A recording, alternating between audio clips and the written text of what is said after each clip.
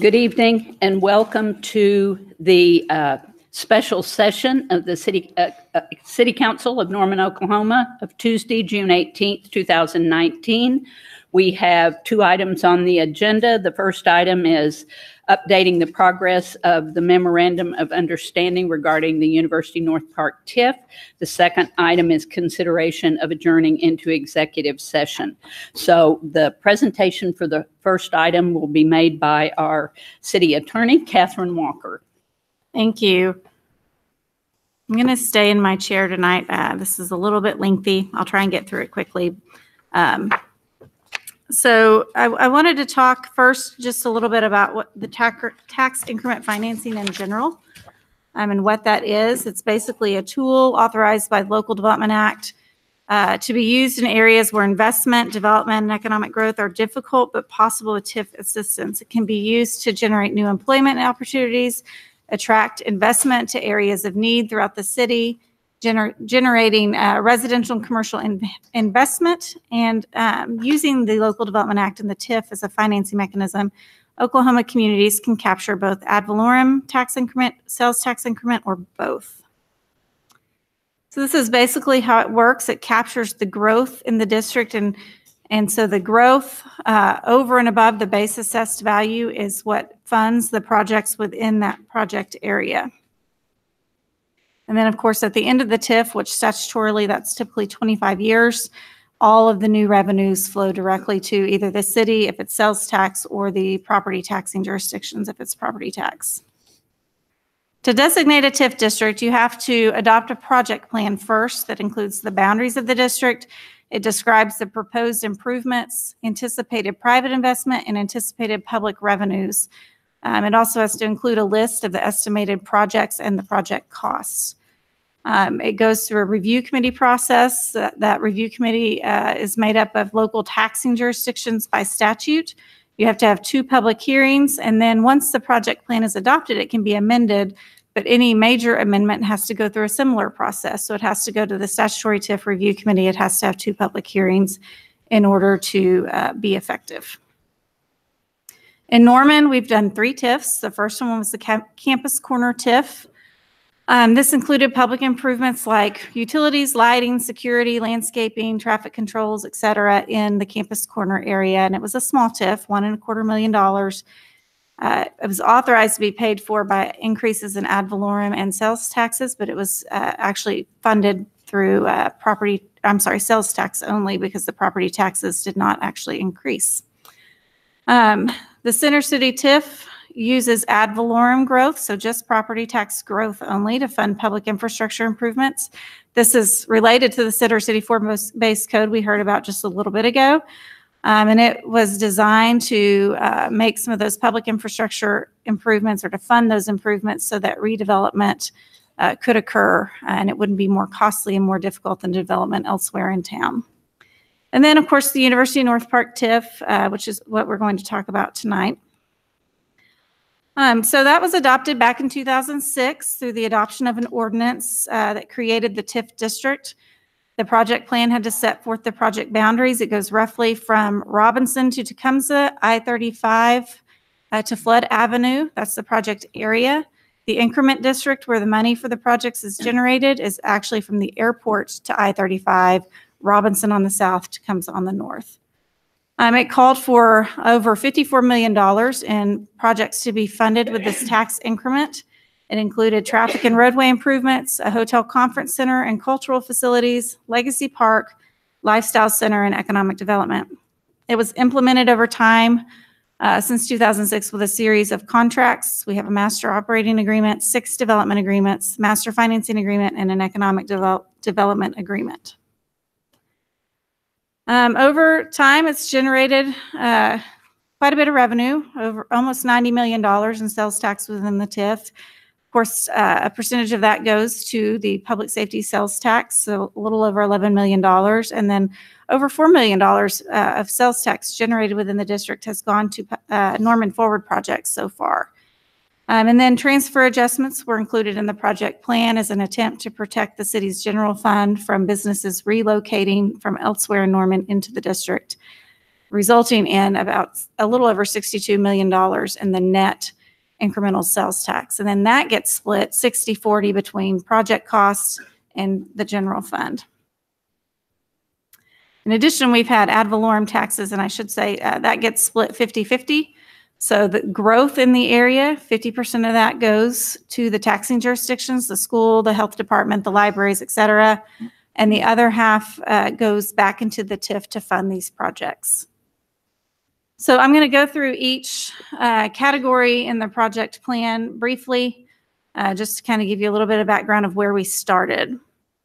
So the first category is traffic and roadway improvements. In the project plan, these were identified as improvements that would stimulate private commitments to invest in the project area. Again, the goal of a TIF is to get others to come spend their money in the area. And so the project plan allocated $11.55 million for that purpose. There's a little over $275,000 left, and there are about $5 million in projects left.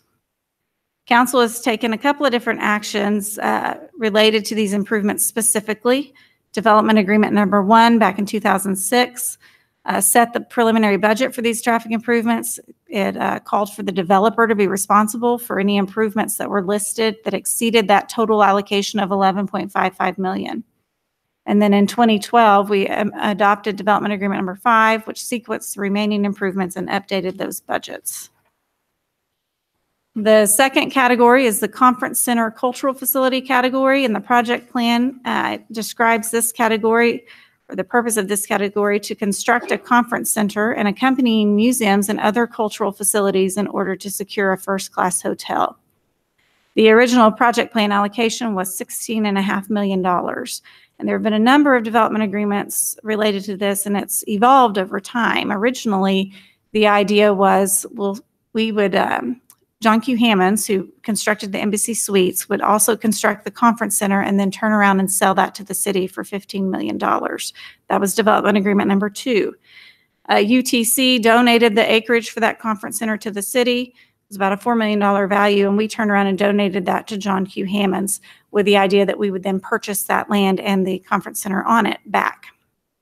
In 2008, ODOT expressed a willingness to construct the Rock Creek Overpass, which had before that time been a complete no every time we talked to ODOT. So that was a big change, and John Q. Hammonds came in and said, you guys don't need to purchase the conference center. I'll waive that obligation. There were plenty of people in the city who were a little nervous about taking over the ownership of a conference center. And so that worked out, and $7.75 million of that allocation were moved to the Rock Creek Overpass project. And that, along with some federal funding, constructed the Rock Creek Overpass. In 2012, Development Agreement number 5 called for a donation of 2 acres for a cultural facility south of Embassy Suites. So we now have a little over $8 million, I think, for the cultural facility. Before, of course, if we had bought the conference center, it would have been about $1.5 million left for that. And council's had a number of meetings where they've tried to figure out, one, what is a cultural facility? Is it a museum? Is it a swim complex? Is it any number of things? And so we've talked about that over the years, but nothing has ever moved forward on that component. Additional land under that development agreement in 2012 would be sold at $5 a square foot, and that obligation expired in 2015. But in 2016, we came back with an amendment to that agreement. UTC said, we'll donate the 2 acres for a cultural facility north of Embassy Suites. We'll sell an additional 1.5 acres at $5 a square foot, and then additional land over and above that at $5.50 a square foot. And that obligation is still in place. Legacy Park is the third component here in the project plan. It called for a creation of Legacy Park with appropriate memorials of substantial lake water feature, destination restaurants, and boutique shops, together with the extension of the Legacy Trail System, quality public art, trees, and extensive landscaping. And it allocated $8.25 million for that. In 2007, UTC donated the parkland to the city. It's a little over 7 acres, I think, and it's about a $3 million value. That development agreement set the budget for Legacy Park for public art and enhanced landscaping, and provided for development assistance for park maintenance. UNP agreed to serve as the lender for park construction at that time, and so that's who funded the project through a loan. In 2012, in Development Agreement number 5, any funds left over from the Rock Creek overpass were allocated to Legacy Park construction.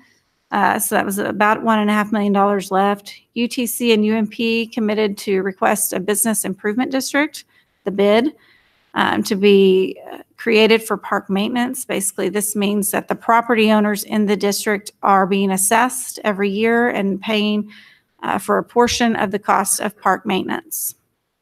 The TIF also contributed funds, and we have some remaining obligations related to that bid. And that was the resolution in 2014 referenced there. We have $75,000 left in contributions.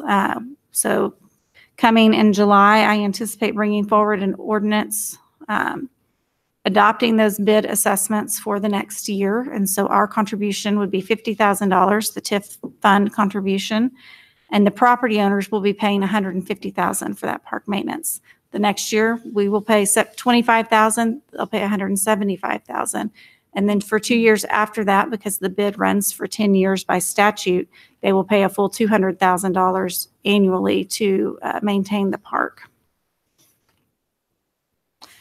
And then the fourth component is the Lifestyle Center. The project plan objective said to create the Lifestyle Center designed to foster the quality of development at UNP and to facilitate the creation of a retail environment that will be a regional draw of retail customers to Norman. And it allocated in the project plan $8.25 million for this. I don't think it's a secret that this has been one of the more controversial aspects of the project plan. And we have had several references to this objective throughout the development agreements. And development agreement number 1, we put in the first half of the frontage road for UNP. It was $2.4 million. And we said, if you don't build 250,000 square feet of Lifestyle Center space by January 1st, 2016, you have to reimburse us for the frontage road. In 2007, we decided to move Legacy Park ahead of the Lifestyle Center. Originally, it was going to be after the Lifestyle Center. It was contingent on the Lifestyle Center being built. When we did that, we said, if you don't build 250,000 square feet by January 1st, 2016, you're going to have to reimburse us for the park. So it's about $8.3 million. In development agreement number 5 in 2012, council, through that agreement, approved giving credit for that Lifestyle Center square footage, that 250,000 square feet for the crest. And then we said remaining square footage has to be done by January 1st, 2018. We recognize there was a recession. January 1st, 2018 is the new date. If you don't get it done by then, you're going to have to reimburse us for the frontage road and Legacy Park construction costs. And then in 2016, 4 years later, we had the amendment to that agreement. And at this time, my recollection is council was really focused on how do we make sure what they build is what we want. How do we make sure not just the kind of stores, some of that's controlled by demographics, of course, but how do we make sure that we get that urban design, the walkability, and the mixed use that we all envisioned back in 2006? And so in that agreement, we extended the deadline to 2023 for the 250,000 square feet. It was extended even further if mutually agreeable design was utilized, incorporating that urban design, walkability, mixed use. And then we set new retail sales per square foot minimums for incentive consideration. Originally, the requirement to receive Lifestyle Center incentives was dependent on the store size, but it was $125 or $175 per square foot of retail sales. That was raised in this agreement after doing an examination of what stores were actually doing across the country and in Norman with our retail marketing coordinator. We decided that doesn't really get us what we want. And so we raised that minimum. And then UTC agreed in that agreement to sell the land to the city for a regional draw entertainment venue south of Rock Creek Road. That actually expired last October, but it could be extended with progress until 2026. And then the final component is economic development. In this, the project plan objective said it was to attract quality jobs through economic development activities in order to recruit businesses not currently located in Norman and to provide quality employment opportunities in Norman and to reverse a longstanding condition of arrested economic development to serve as a catalyst for expanding employment and to attract major investment in the area. This was a big piece for the city at that time, as I understand it. I started shortly after the project plan was adopted, so I wasn't here when it was going through the process. But as I understand it, this was a pretty important piece. And the city, through the adoption of the project plan, allocated $8.25 million for that purpose. We have a little over $4 million remaining. It was to be funded from 10% of the sales tax generated in UNP. So only money generated within the district is funding this, like the other project costs, but we allocated a certain percentage just for this purpose.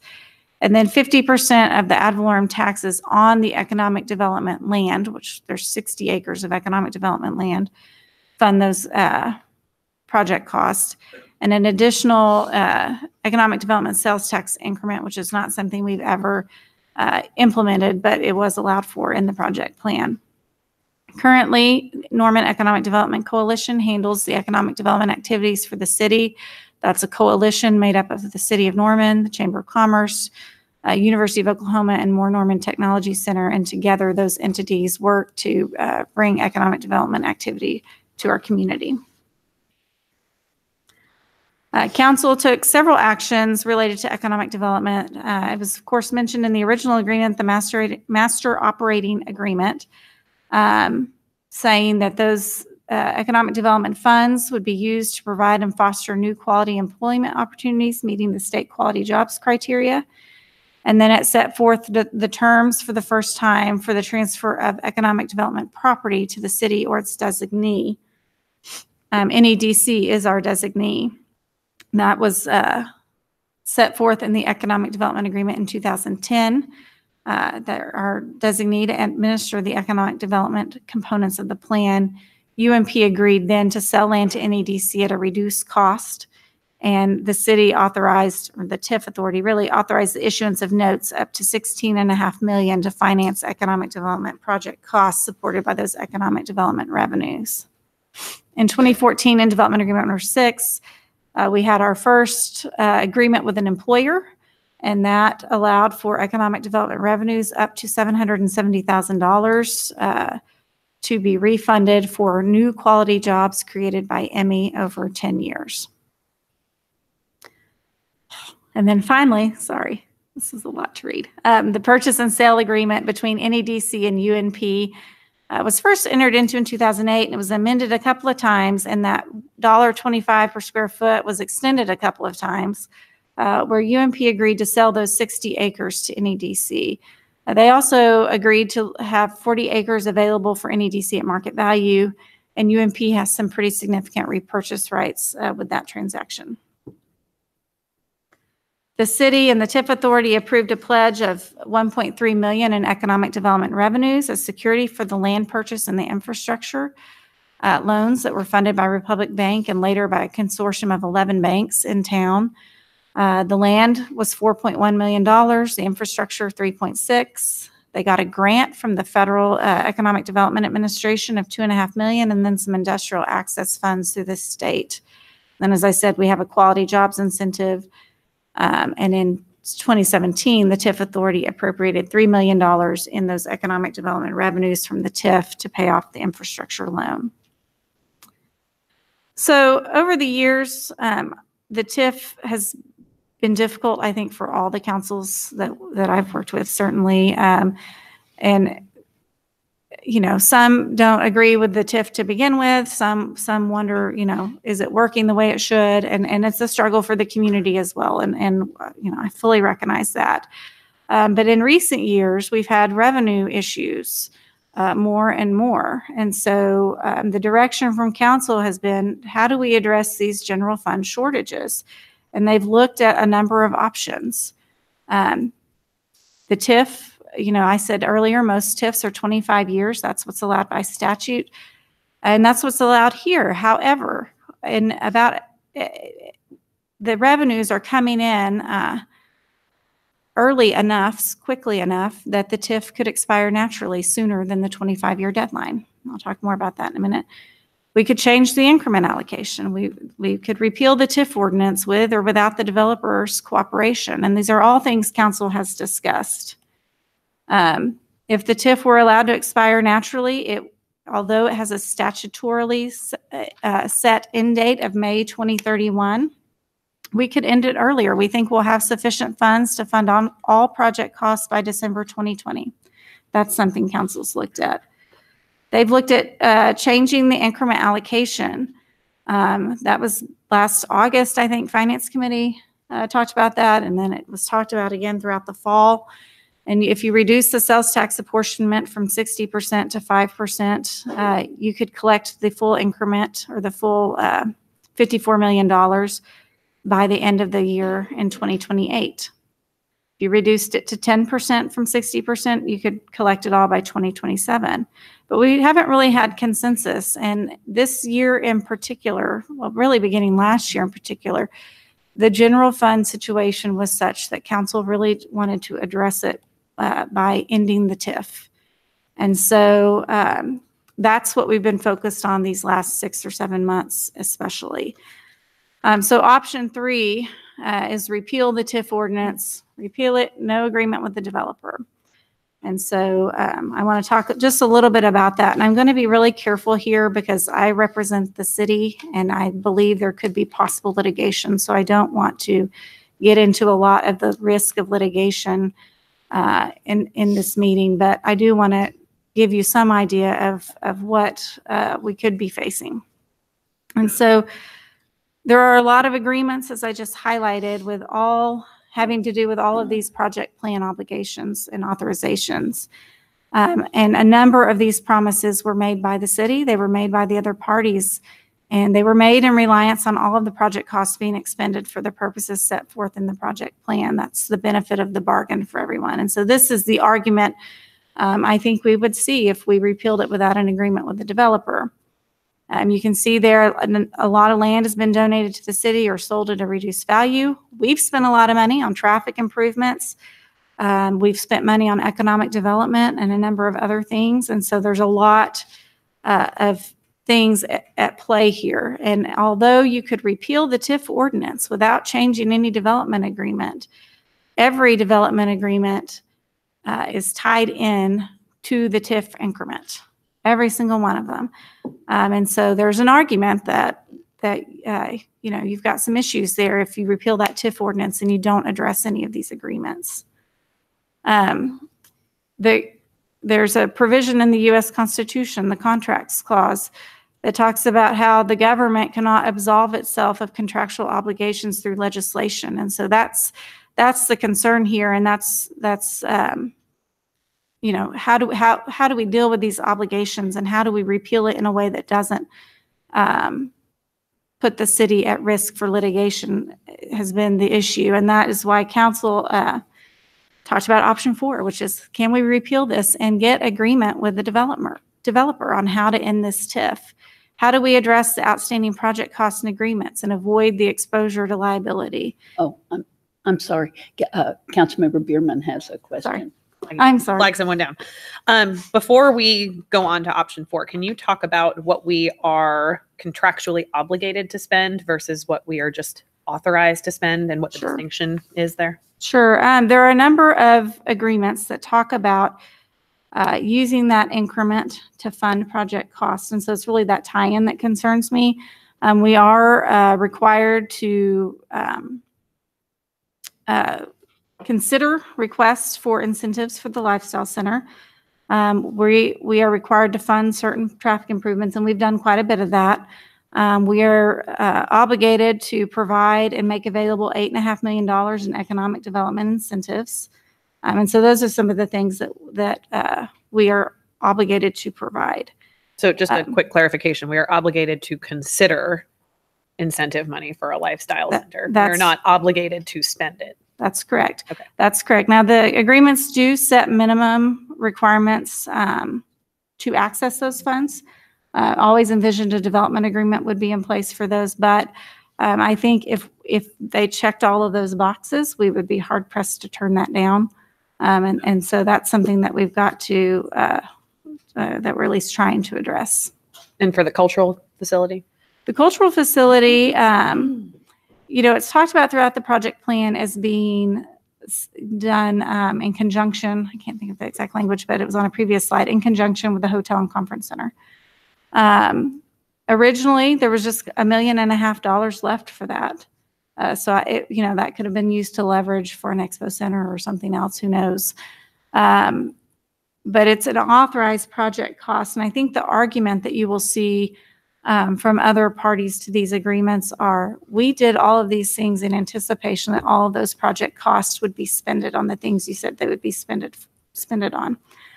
And so that's the issue, and that's the thing we're trying to address. Thanks. So option number 4 is, as I said, what we're proceeding with. Council asked that we end the increment by June 30, and they actually adopted a resolution instructing that the budget for next year be prepared, assuming that that happens. An MOU was adopted in late March that provided a framework for settlement discussions, and we've been working really hard on that since. So to limit the city's exposure to potential liability related to the contracts and any other obligations, the staff was directed to proceed with negotiations with the primary developers, University North Park and University Town Center.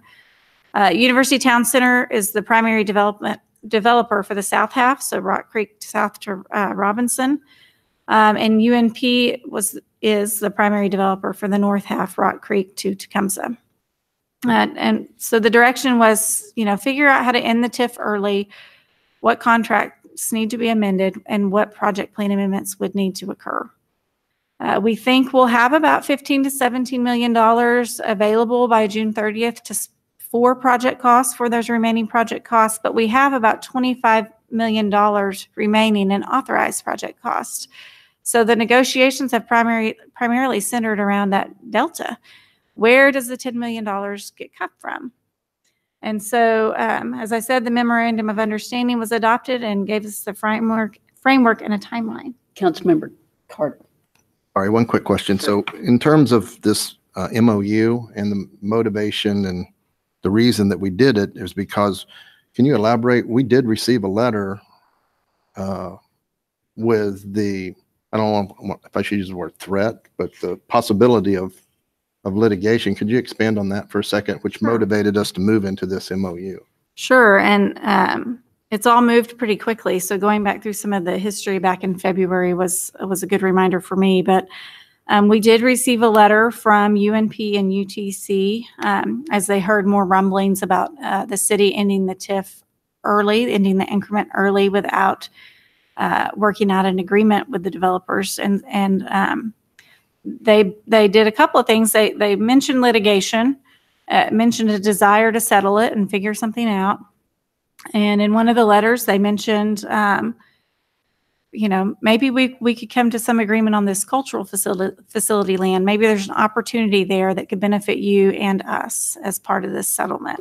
And so I'm going to talk a little bit about that. But it was that threat of litigation and that concern about the liability that led to the MOU and the desire to try and work this out in a cooperative fashion.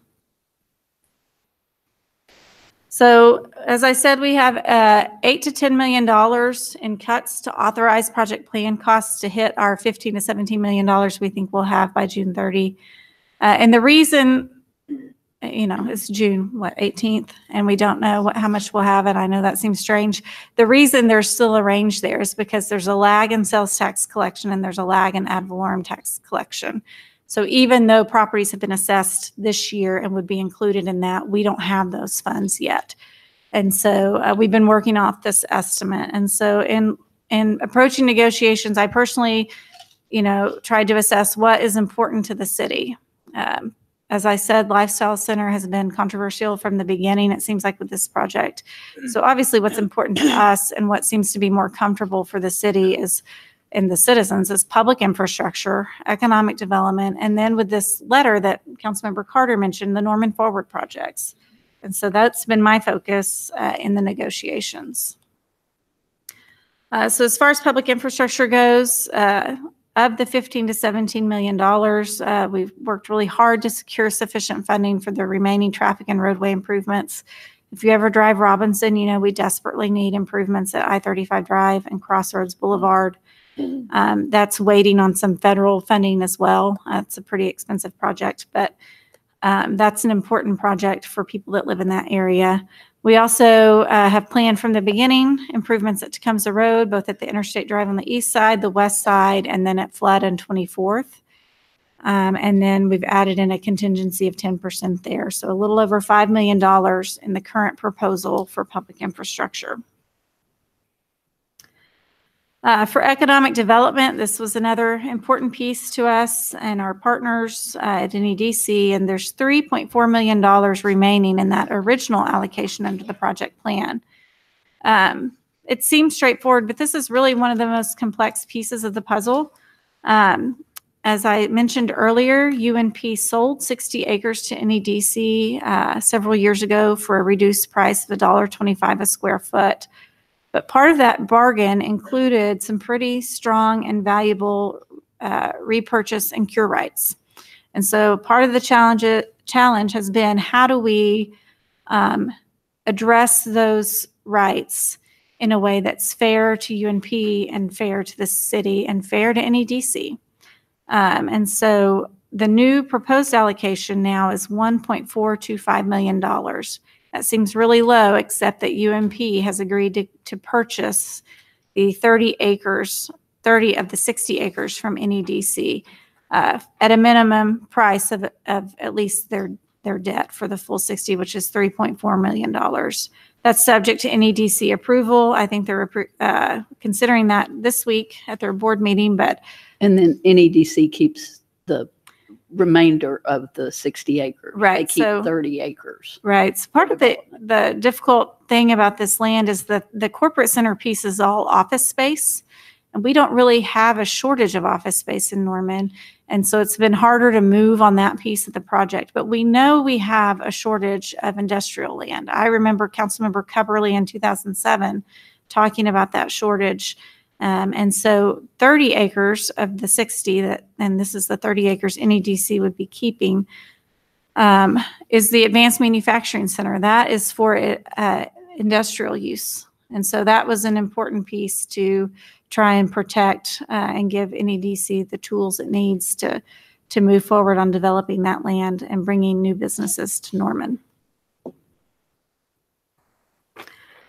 The cultural facility, as I said, we struggled. What is that? It's not really defined. Under this proposal, based on the letter that we got and the suggestion from UMP and UTC, and then subsequent negotiations, in the proposal now, we're talking about this facility being a recreation facility. This really started in January 2019 when council adopted a resolution, and they were interested in locating a multi-generational recreation complex on the North Base property and utilizing cultural facility funds from the TIF project plan.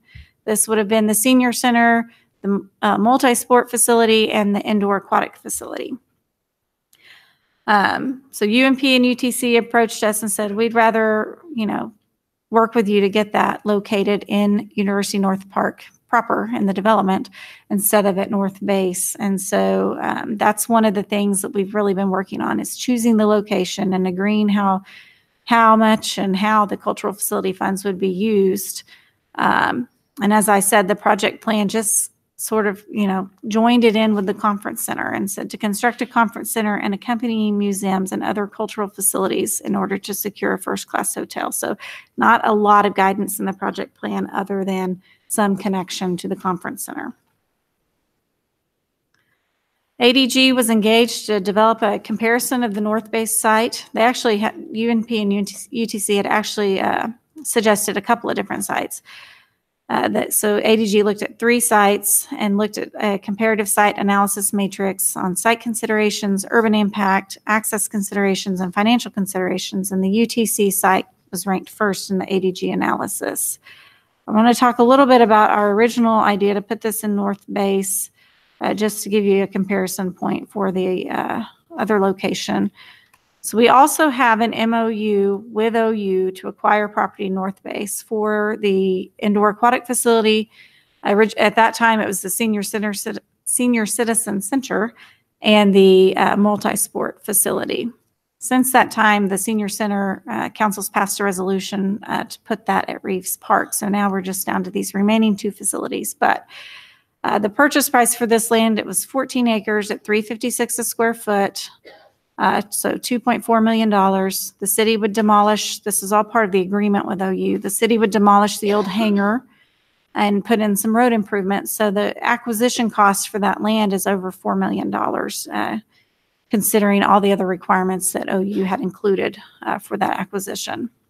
We also know there'll be other anticipated infrastructure costs, stormwater system improvements, the cost of extending public water and sewer lines to the site. We know that they don't exist nearby, and that the other facilities on the airport property in the vicinity are served by OU, not directly by city services. Catherine, just let me make a comment there.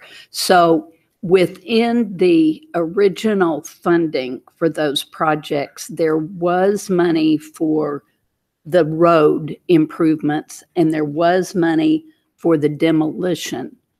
There wasn't money for purchase. We still have all the money for the 2 facilities. We're fine on the money that was approved, but we didn't have money in there for the purchase, because originally we thought we were going to be able to lease that land from OU at a very modest amount of money. So That's true. And Norman Forward, I think the line item for road improvements, I'm looking at Sean here, it was about $2 million total. And then these projects alone did not have a budget for land acquisition.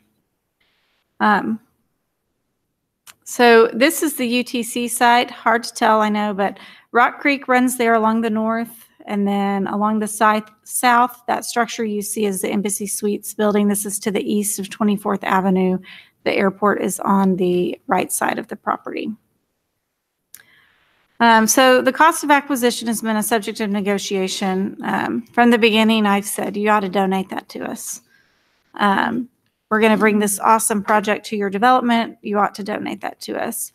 I mean, we're still working on that, but we learned recently that there was still a mortgage outstanding on that site. And so that's something that we've got to work through.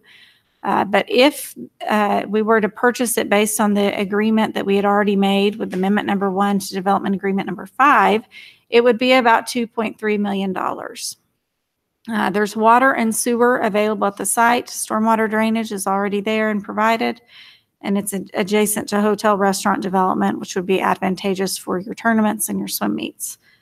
And then, of course, possible opportunity for shared parking being next to Embassy Suites. That's a real advantage if both facilities have big tournaments or meets going on at the same time.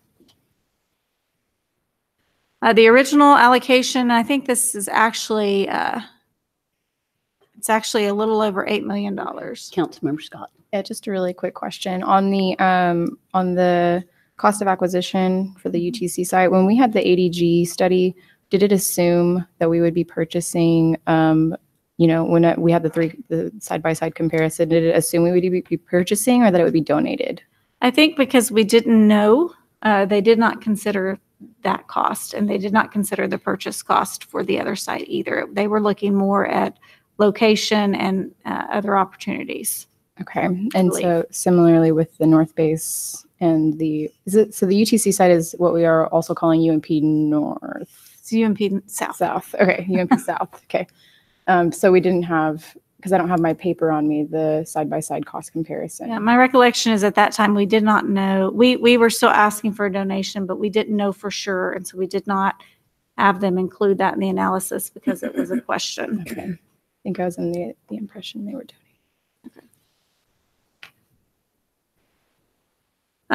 So the proposed allocation now under the current proposal is a little over $5 million.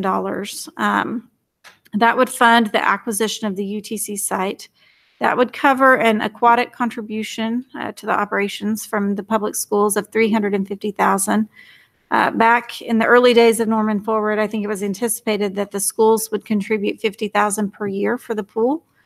And there's a lot of things at play here, but part of council's direction to me was to figure out a way to make the school district whole. There's some benefit to the school when you have a TIF and they get funds from the TIF that don't go through the state funding formula.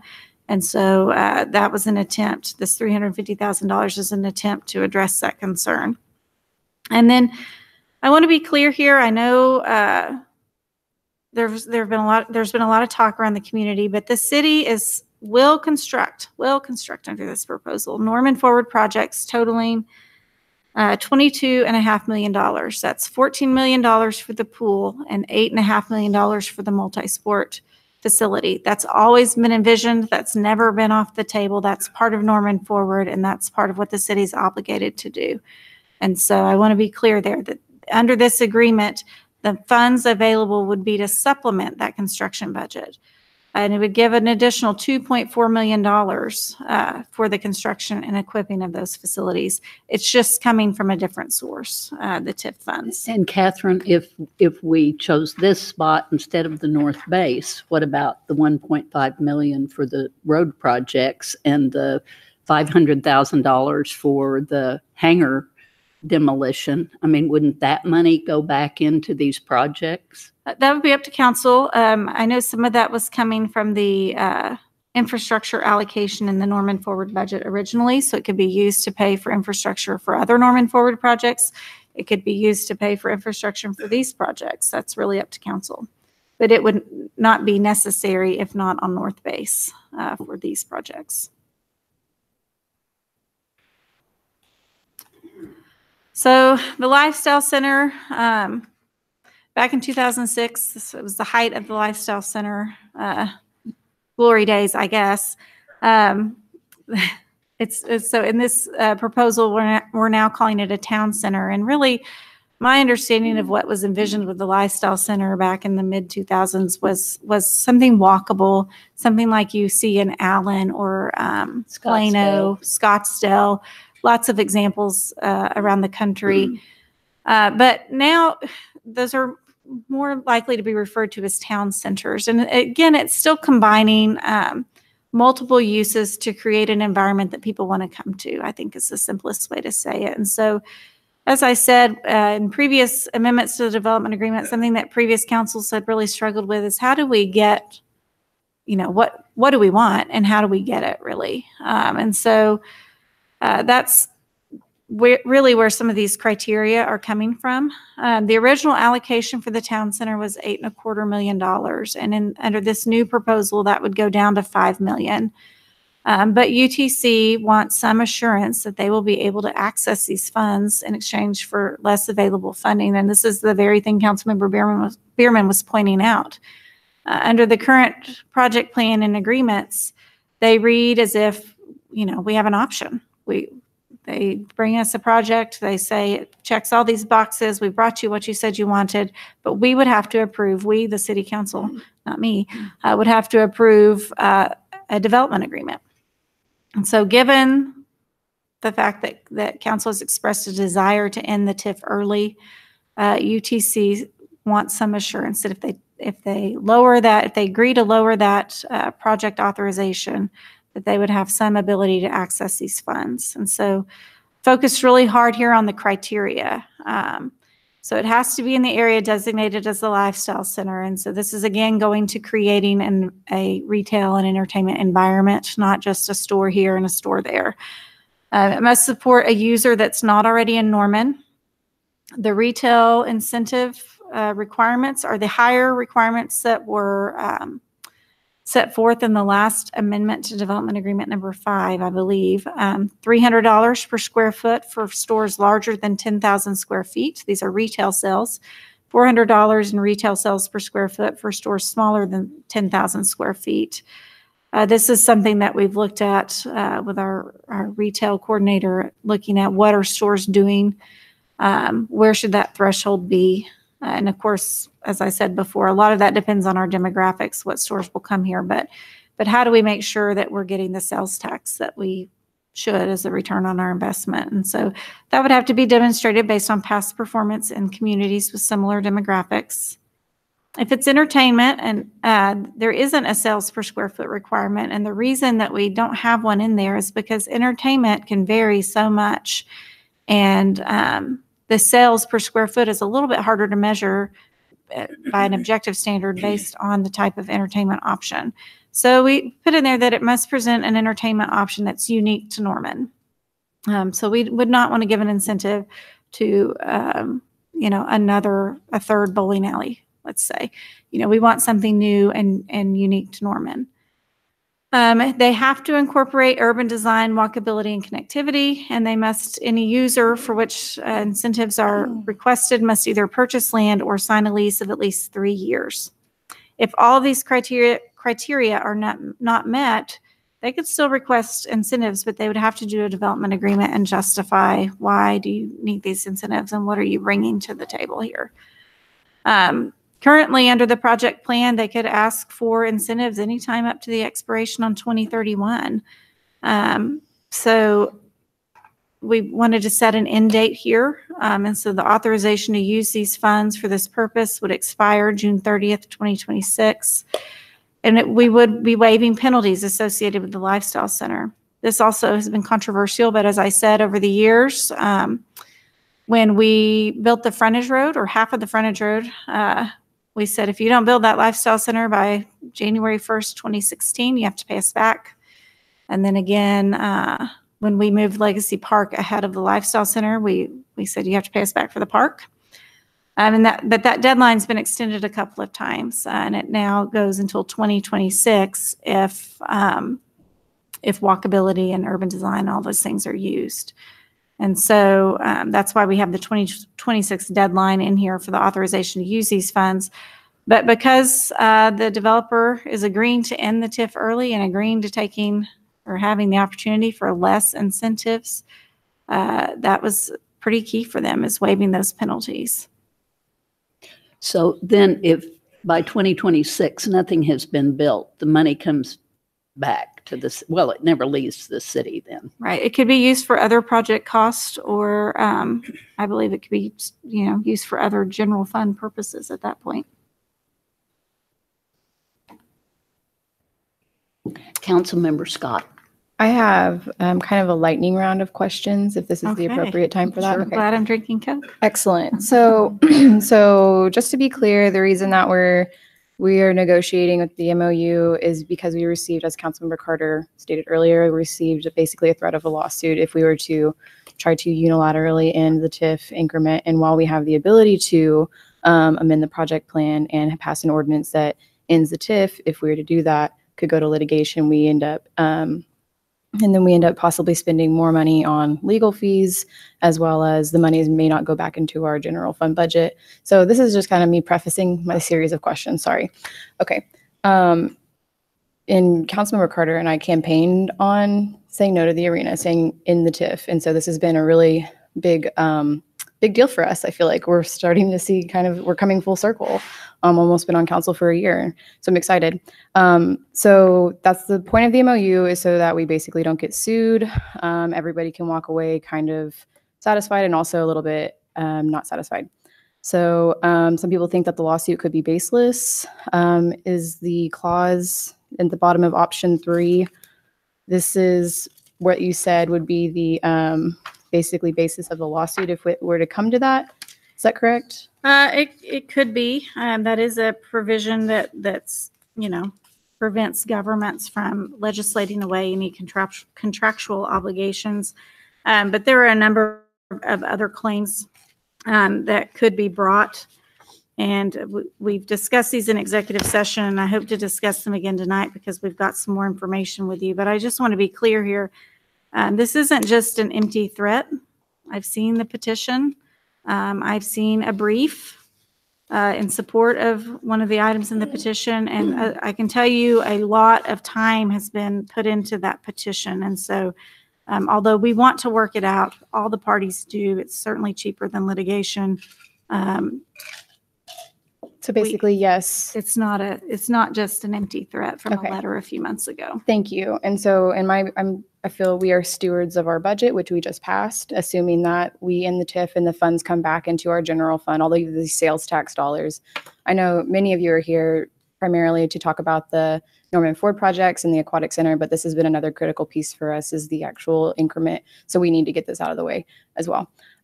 So we have passed our budget, which assumes that we get this money back into our general fund. And so say we do not do option 4, we do option 3. What are the implications to our budget? Where's Anthony? He's right there. Oh, he's right there. Hey. And you guys can tag team whatever question. I have a series, by the way. This is just, I'm at the top of my list. Okay. Good afternoon, Councilmember Scott, members of the council. I'm Anthony Francisco, the finance director. The question is, if we were not able to stop apportioning sales tax to the general fund and the capital fund, where would we be? By means of option 4, yeah. If we were to say, for example, just instead go with option 3, pass an ordinance or whatever, and say we get brought to litigation, what happens? What happens if we go with option 3 instead of 4? From a budget perspective. It depends on, I think, what a court would order if there was litigation. Okay. If a court said, you have to keep apportioning the increment, then we would have to keep doing that. If a court said, you can repeal the ordinance, but you have to figure out some other way to meet these obligations, that's what we would have to do. It just depends on what, if there's an action filed, what does a court do with it? Okay. And if worst case scenario that happens, we are how many $1 million short of the budget we passed? About $3.2 million in the general fund and about $700,000 in the capital fund. And then we would be tasked with finding those cuts pretty immediately. Okay. And then from what I understand, there's also some element of property tax if a lawsuit was successful. I don't know if I'm allowed to talk about that from executive session, but I do. Would freeze those funds as well. Oh, yeah, No. but it would freeze. Am I allowed to ask about Are you that? talking about judgments? Yeah. Okay, so there's a statute that says if the city is awarded, if a party is awarded monetary damages against a municipality, it has to be put on the property taxes and paid out over 3 years. Okay. That's Thank part you. of the That was- sinking fund. Okay. I just don't want to go over the line. Okay. So, and same question, assuming we, take the route of option 3, what does this mean for our Norman Ford projects as well? This would basically mean that if we don't go through with the MOU, we are not looking at getting the NEDC would not have the land bought out, as well as we also would not have the Norman Ford in the UMP. I don't know if it's for you, if you want to. Okay. So I'm trying to figure out, if we do this option, what does that mean for our Norman Ford projects? And what's the timeline, basically? Yeah. If we were to repeal the ordinance without agreement of the parties, definitely the things we've negotiated for as part of the MOU would go by the wayside, more than likely. The land issue, we still have the contract for the North Base land, so that would be an option. I think if we tried to use some of this cultural facility money for that land and we've repealed the ordinance without any cooperation, I think we would have some issues there. So we wouldn't have the funding available for the Norman Ford projects. The 5, it We would sounded have like the earlier. $22.5 million. I want to be clear. We would have that money. That's still Norman Forward. That's in the Norman Ford. But it And would be then- that additional construction supplement and then the other land. which was $5 million. purchase money. I heard a $5 million number earlier. Yes, the Basically- total's over 5 million, and that includes acquisition and construction supplements. Okay, at so this if we point. did the North Base site, then we're looking at $4 million to purchase the land, and then also there's construction. Is that right? Yeah, there's as part of that agreement, there were a number of things required, and it's a little over $4 million plus some additional infrastructure when you add all of that together. Okay, and this land in the UTC was approximately $2 million and something, and some change. And this is something we're still working on, but if Unless we can get it worst case, donated. it's what was agreed to already in the amendment to the development agreement number 5, it would be about 2.3 million. Okay. And then do we have any idea of what it would cost legally if we did option 3?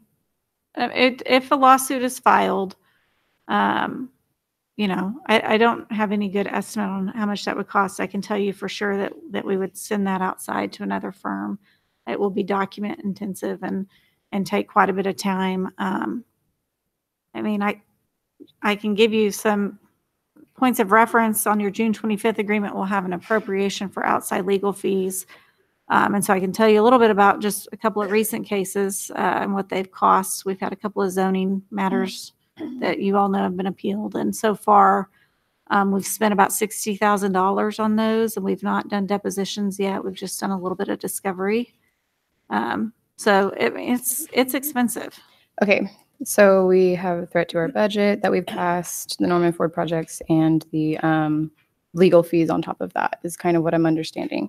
So if we move forward with option 4, which is the MOU, which I understand is not an agreement of itself, but it is going to lead to one that overrides what is existing. And so we would have the sales tax directly back into our general fund. We'd have a basically contribution for the Norman Ford projects in the land. How quickly would we be able to get started on those design and construction of those projects?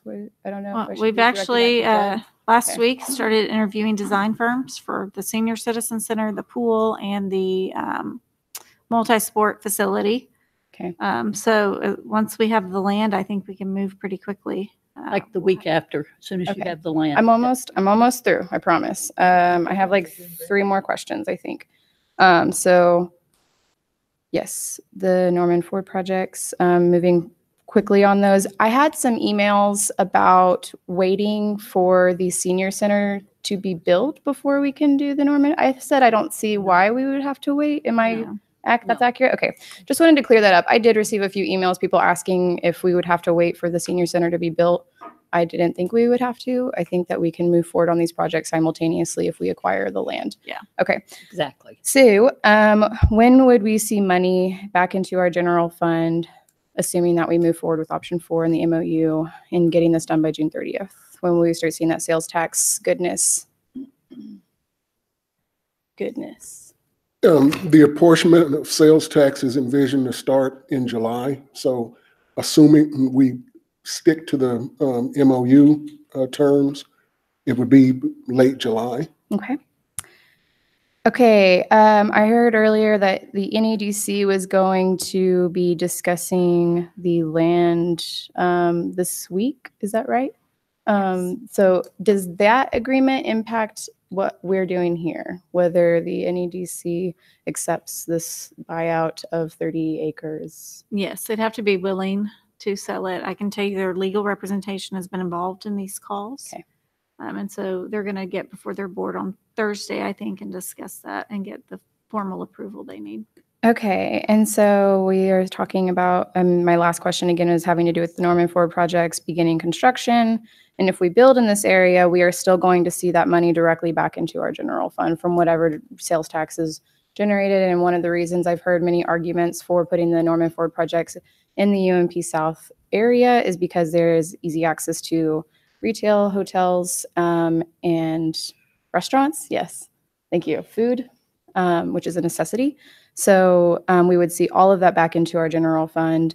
And I believe that hotel, motel taxes go back to arts and parks and parks. Arts and parks. Mm-hmm. Okay, that is the Visit end Norman. of my series of questions for now. Councilmember Wilson. Okay, I just want to get some clarification. Great questions down there. So I don't know if I have any additional, maybe just reiterating some of the questions to make sure I understand. Excuse me. So for all the red shirts in the room, the ones that have emailed me and spent lots of their valuable time making sure their projects are moving forward, I understand no matter what happens, no matter we go into executive session, we'd make a decision, no matter what happens, there's still money available for those Norman Ford projects. That their money from Norman It's there. Ford, the money that the people voted on that we still have that money. Okay. So all we're doing now is just trying to get the best land deal. Right? Yeah, that's The best location. And I personally like either location, North Base or, so I defer to what you guys want. I don't care. As long as we don't pay extra for it. And that no matter what decisions we make for the senior center, the pool still can be built. Sure. The basketball multi-sport can still be built. We still have funds for that. We can do all the three of the projects in theory at the same time. Yes. Okay. Just making sure I understand. Councilmember Bierman. So I have a couple questions. One of them, can we go back to the page on traffic? Talked here, well, there's actually two on traffic, but the first one on public infrastructure, update on the MOU. We're looking at, if we approve this agreement, $5 million more to be spent on public infrastructure. Yes. Yeah, there's about 200,000 or so left in the original project plan allocation. And so Okay. So then that brings me back to the traffic and roadways improvement slide, where it says we have 275,508 remaining in allocation, remaining projects estimated to cost around 5 million. And then down below in development agreement number 1, developer responsibility for improvements exceeding total allocation. yes. So we're talking about relieving the developers of $5 million of necessary public infrastructure improvements. Yes, that the development Okay. agreement number 1 said they'd be responsible for improvements exceeding the total allocation. Now, at that time, the preliminary budget envisioned that all of these projects could be done within that 11.55 million, including some contingency. But they've come in over budget, and so over time, we've worked to get other, funding and things for the projects. Okay. I mean, it does make me think that we couldn't have totally envisioned that our allocation would cover all of it, because we put in development agreement number 1 that the Sure. developer would be responsible for anything over Sure. what we allocated. Sure. At that time, it just looked like it would be right around the preliminary budget Okay. number. Well, that part is concerning to me. And they're relieving the developers of that responsibility. They'd still be responsible. I also have a question. So we talked about some of the things that the developers did, land donations, things like that. At any point, have the developers failed to carry out project plans, or have they not come to fruition the way they were expected to? I can tell you they're not in default on any obligation or any agreement. But we have some that haven't really been what was expected. Well, the Lifestyle Center hasn't been constructed. That's a good example. But the deadline's been extended a couple of times by council. Okay. And then, so we've talked about the liability that the city might have with failing to meet our contractual obligations, not our authorizations, but our obligations. What potential liability, if any, would they have? Right now, they're not in default. I think if the TIF was left in place and the Lifestyle Center piece did not get built in time and they didn't pay the penalty, then we would have to pursue an action against them, and they could have some liability there. Similarly, with the traffic and roadway improvements, if we come around to Robinson and Crossroads and I-35 and do that improvement, and we've not ended the TIF or anything like that, if that's all, if all the obligations are still in place, they could be liable for that additional funding. Okay. And then I was doing some kind of quick math on all the different slides about all the adjusted allocations, and it looks like 2 million less in economic development, 2.6 million less in cultural facility, 3.25 million in lifestyle center, and 2.5 million in legacy park, which I know we haven't quite gotten to yet. So that brings us to, I think that would more or less close the gap, right? Yeah. The 10.35. Yeah.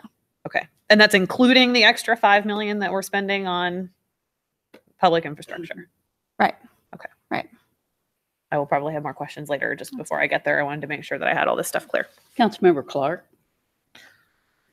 Thank you. I have a few follow-up questions as well. So the difference between the land acquisition, essentially with all the infrastructure improvements, is approximately 3 million ish. You've got 5 million at North Base, 2 million at UNP. Yeah. So where does that delta come from? Does it cut into the money available we have to construct these projects? Because a concern that I've heard is if that's the case, we're not going to get the size of the facilities that we were hoping for. You'll get one, but it won't be what you were promised. Well, as someone said earlier, the North Base land, the original Norman Forward project budget included some funds for infrastructure. I think it was 1.7 or $2 million, something like that, for infrastructure. It did not anticipate purchasing the land, and so that is a shortage for that site. And what we've done in other projects, these aren't the only projects that could be short. You know, we have the soccer facility. Anthony mentioned in our TIF oversight committee today that originally we had planned for an indoor soccer facility, and that had to be cut. And so those are issues that each project as it moves forward is having to address, whether it's through design or what have you.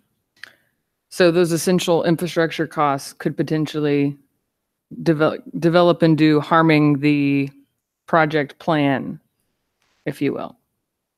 The plan for the Norman Forward projects. Yes. Yeah.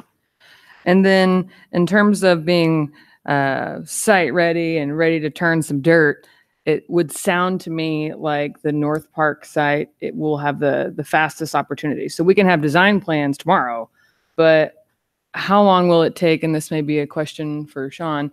How long will it take to get the North Base site ready to go?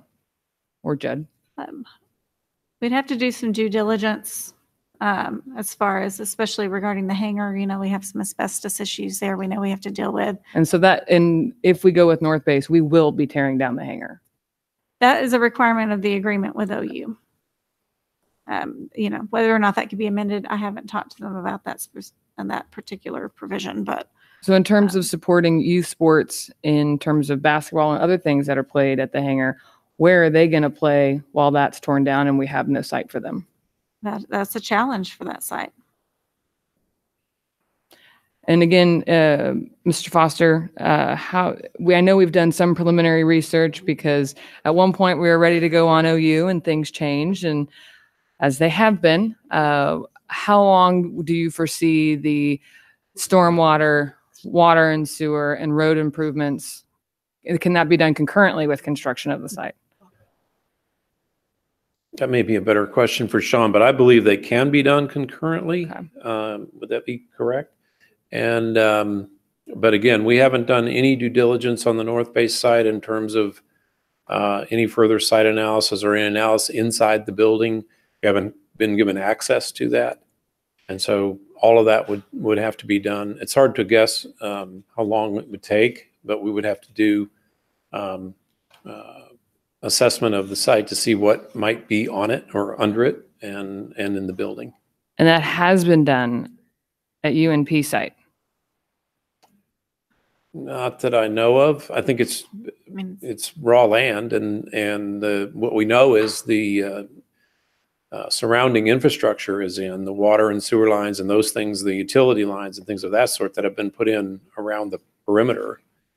I don't know that anything has been done out in the middle of the property. And with the parking lot sharing potential with Embassy Suites, will that help us cut back on the amount of impervious surface for these facilities? It would in the amount that we would have to construct, definitely. Excellent. So just to kind of recap, it sounds like our youth sports would certainly be impacted in terms of, is basketball the only one played at the hangar right now? It's the primary one. I think they have some other activities there, but primarily basketball. So that would be impacted. We have less infrastructure costs at University North Park, less impervious surface at University North Park because of parking sharing opportunities. And the difference from the purchase and infrastructure improvements with North Park and UNP could potentially cut into costs that we could use towards creating the best facility possible that people essentially voted for. I think you're correct on all of those. Thank you. Councilmember Castleberry. I've just got a couple of questions, and then I would ask that we go to the public part of this On the traffic, on the $1.6 million for the Robinson Crossroads Boulevard, I want to be clear, where's that money coming from under this agreement? Catherine? Is that on the $1.6 million for the Robinson Crossroads Boulevard? Where's that $1.6 million coming from under this? Well, under the MOU, we reserved $1.6 million for the Robinson Crossroads project We reserved it out of TIF funds. TIF funds. Mhm. Okay. So, and in our current budget that we just passed in capital funds, we put money in there to do the Robinson project. Right. So that I would don't free recall up- how much, but So that would free up, Sean, $1.6 million? Or is it 1.4? Anthony.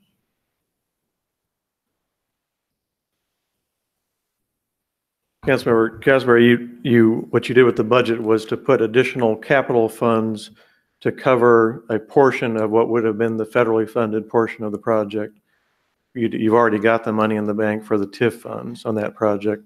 So remember, the federal funds needed about $4.5 million. I don't think you got quite to that number with your capital fund allocation, but you did take part of your capital funds and apply those to the project in case we can't get the federal funds later this year. Are we talking about the same dollars, or this agreement, does that free up that money? Because it's coming from the TIF as opposed to coming from the capital fund? Or am I talking about the same, I think you're really talking about the same thing. the same dollars?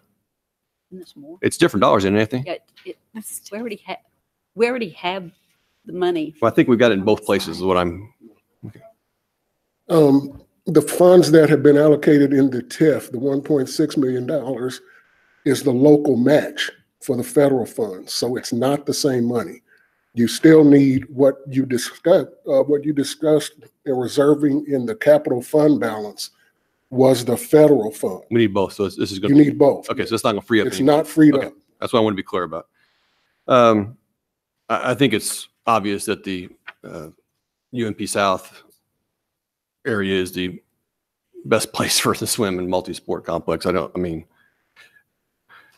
One thing I do want to make, you're saving $2 million in the acquisition cost. You're freeing up $2 million in Norman Forward for the site prep cost, which goes into the project. We already know that the $14 million for the swim complex is not going to be enough. It was under budgeted from the very beginning. And so this would add potentially, I'm assuming that council would take this $2 million of savings and put it towards that facility.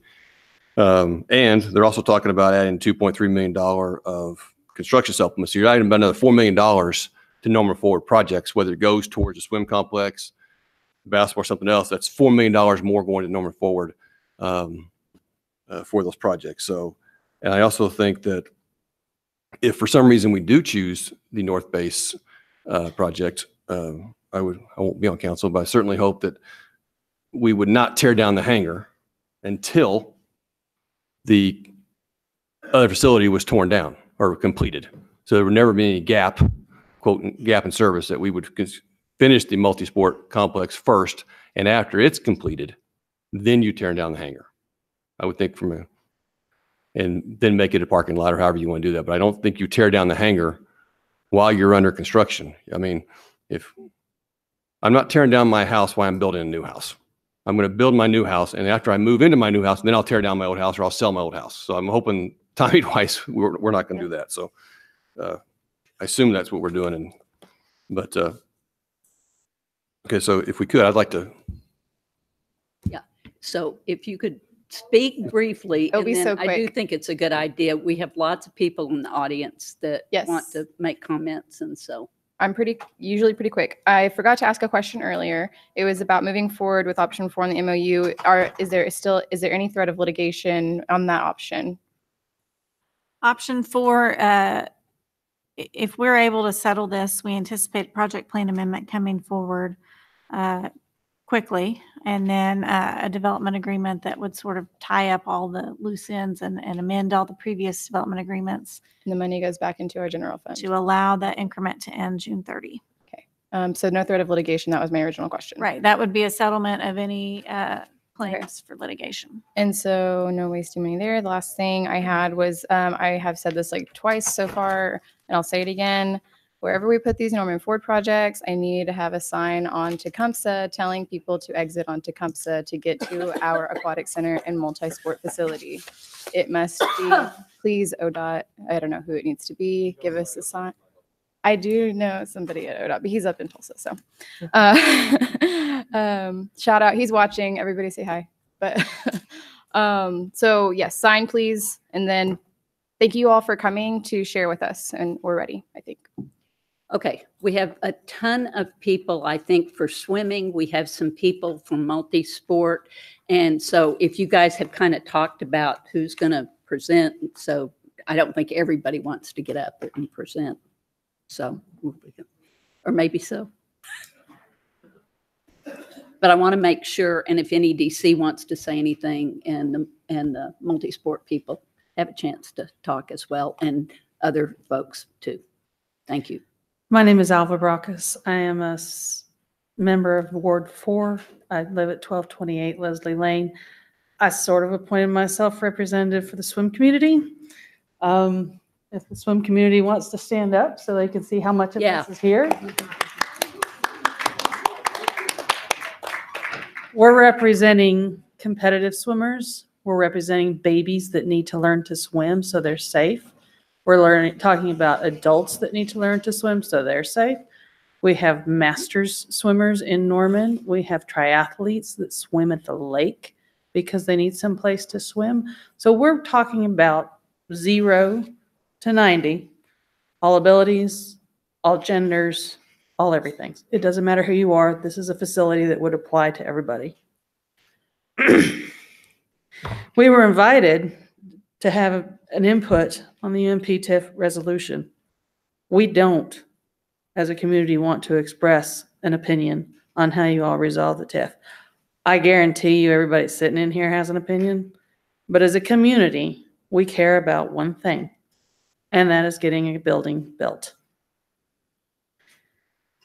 We've been told for years to be patient while the city negotiated with first the university and then with the TIF for lands on which to construct the aquatic center and, by extension, the multi-sport facility. In 2015, Norman Forward was passed with an overwhelming directive from the public to construct an indoor aquatic center and a multi-sport facility. 2016, ADG and city staff provided a plan. That plan called for construction of these facilities to begin in 2017 and 2018. In 2017, we were told there was a lease ready and agreed upon. That was the end of 2017. And then in June, we were told that plan was placed on hold because the UMP wanted to see an arena built as on the northern part of the TIF, and the university was unwilling to execute the agreed upon lease until such time as the city cooperated. The newspaper headline, council members claim OU holding land agreement hostage. We are the people that were held hostage. July brought the withdrawal of the much controversied arena proposal and renewed hope on our part that, maybe finally cooler heads are prevailing and we would have an agreement go through the regent's agenda. In August, it was again withdrawn. In September, we were told the university would not lease, but would now sell the lands. That was concerning because Norman Forward never counted on having to buy the lands. We always counted on having to lease the lands. In December, we were told the only way to do it would be to combine the aquatic center, the multi-sport facility, and the unfunded senior center, and to use TIF cultural funds to pay for the purchase. I'll be honest, I never understood that. It seemed to me that TIF funds had to stay on the TIF, but you guys are council members. I'm just a citizen. The UMP reached out to us and said, you know what? We feel that those funds need to be used in the TIF. But we think that this multi-sport facility, senior facility, and an indoor aquatic center would be a good fit for a cultural facility, as I understand they are obligated to do something about. In March, we were understood that the council was pursuing a two-pronged approach. One, review the North Base land from a due diligence standpoint to evaluate how much is it going to cost to remediate potential liabilities up there, asbestos, oil in the ground, who knows what. At the same time, the council was pursuing an MOU with the TIF. So we as a community sat back and waited, trusting once again, erroneously, that our city council would resolve these things and get something going. Last month, we heard, and I haven't quite found where it's set in stone, but we heard that the money saved in the deal with the Griffin Park lands would be used to build a senior center, which, as I understand it, made the seniors very happy because it came along with a dedication of, hey, we'll put that down on Reeves Park. We're good with the seniors being separated from us. It seems a reasonable solution. We're good with being with the multi-sport facility. That makes sense. But again, we're back to this question of we have to buy lands on any of these properties, and we're not seeing anything from council that suggests you all know where to get the money. And so now we have concerns that it's going to happen at all, because if you can't pay for the lands, then you can't build on it. If you can buy the lands using some of the money for the construction costs, that's great. But now we have a facility that doesn't live up to what the citizens of Norman voted for. It does not live up to the recommendations of the city council's own advisors when it did the master parks plan. We're tired of waiting. OU's pool breaks for weeks on end, multiple times a year. I'm pretty sure we're all aware that the university is diligently cutting anything that can't be remotely conceived of as a benefit to the university. I'm pretty sure the pool is up on that block. We're in the same boat as a multi-sport facility. Without that pool, we can't swim. Without that pool, there's no water aerobics for our citizens. There's no recreational swimming for our citizens. There's no place for my children's team to practice. That pool is at major risk. This town voted for an indoor aquatic center. This town commenced paying the taxes to get that center. I was at Panera the first time I paid that tax. I remember the moment. We're done waiting. You all need to get it together. You all need to find the funds to build these buildings, and you all need to get it started. Thank you very much.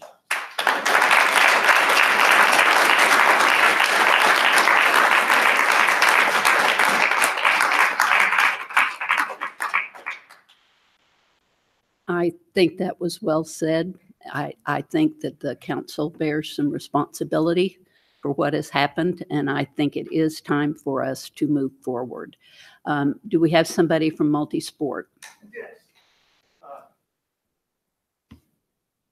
I think a lot's been said, and I don't want to repeat too much of it. You need to identify yourself. Okay.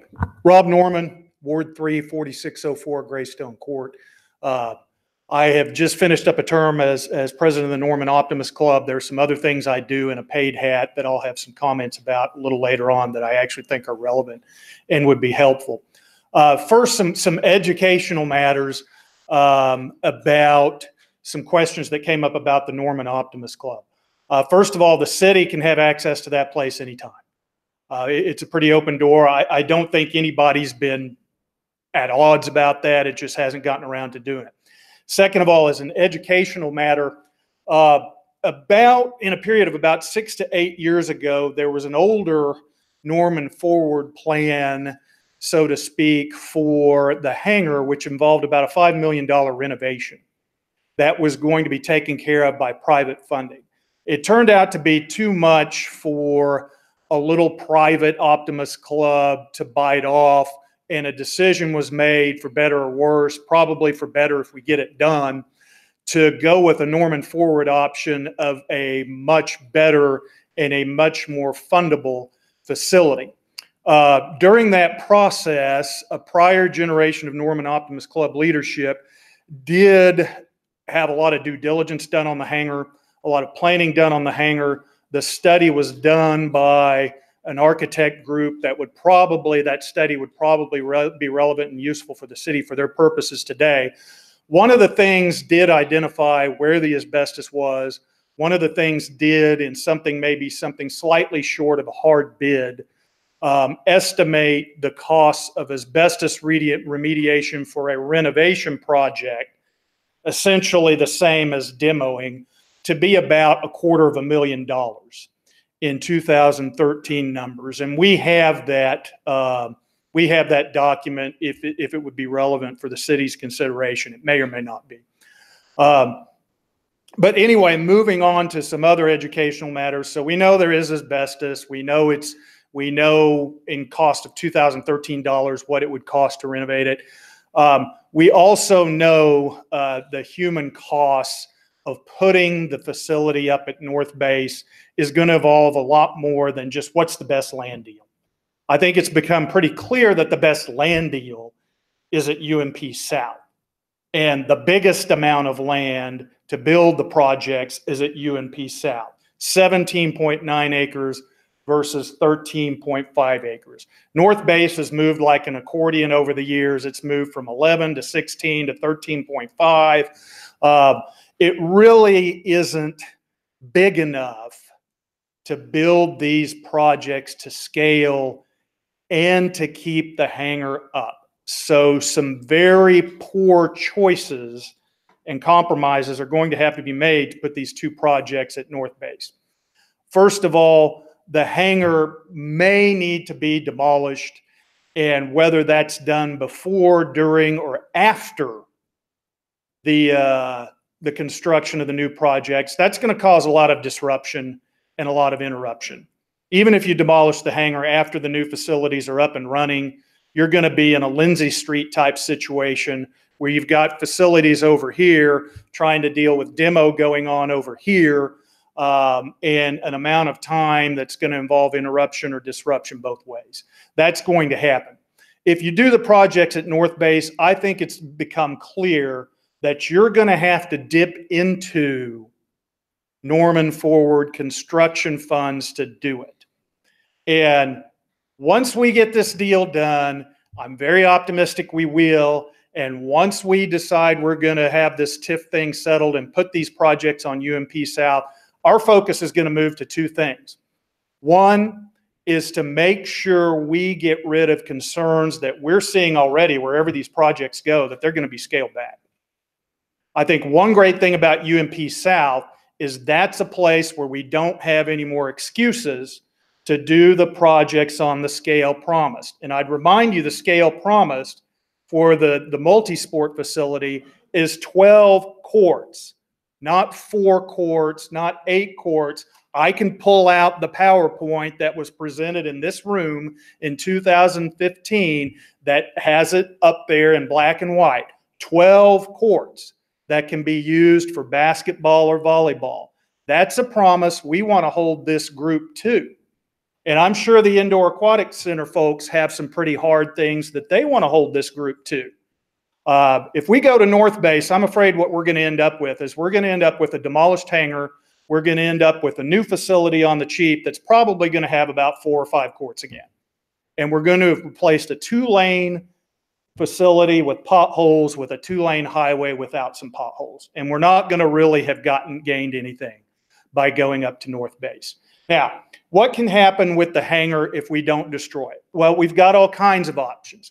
We can return back to that old 2013 plan, maybe in a little more realistic and a little bit more modest scale, where we say, okay, let's pull in some private funding and do some remodeling and renovation and let this thing serve as some overflow.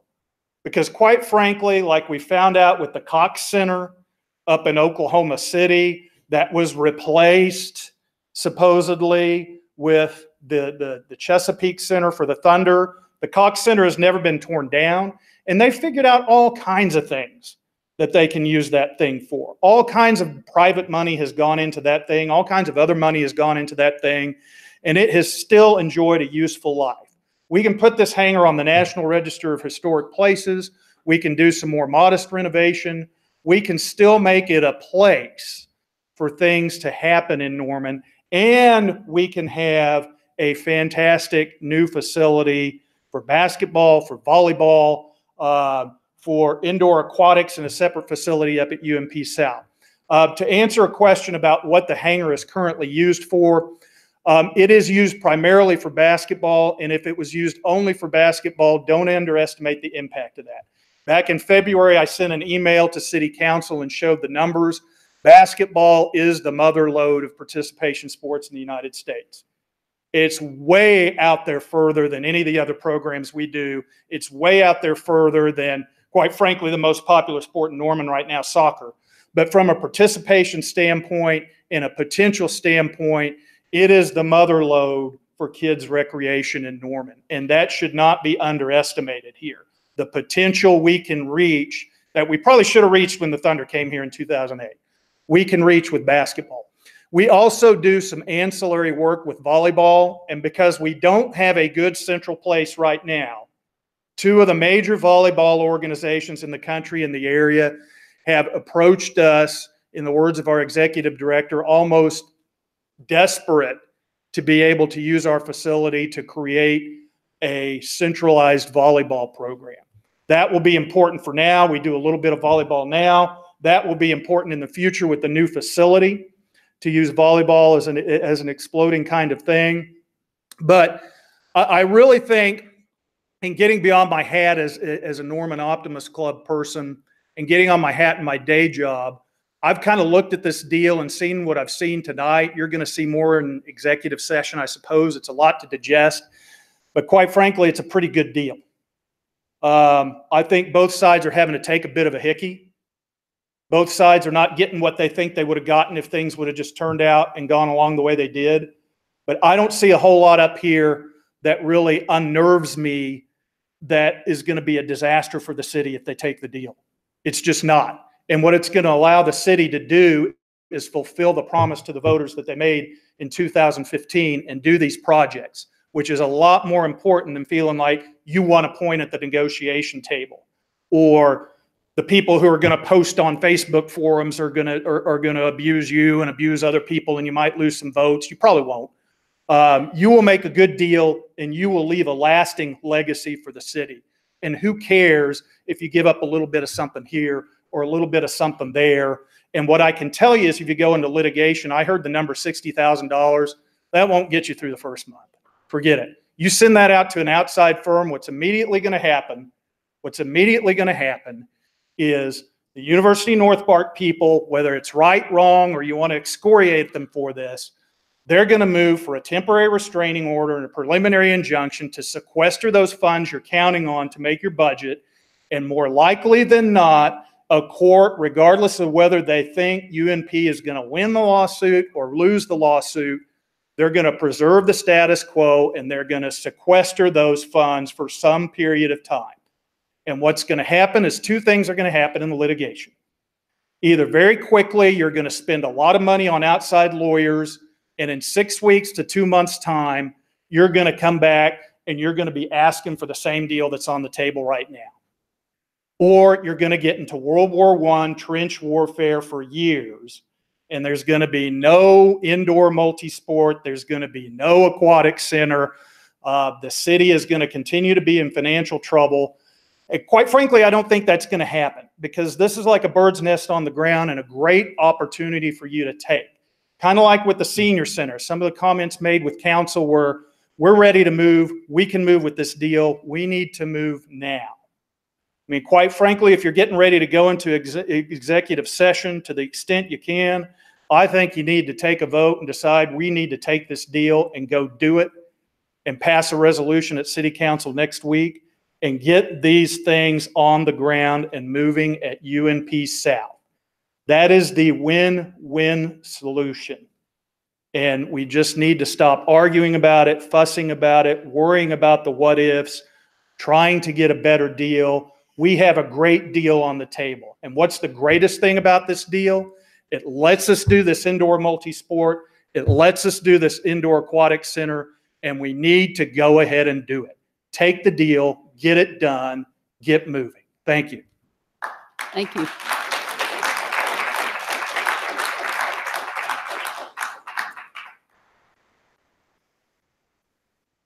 Any other comments?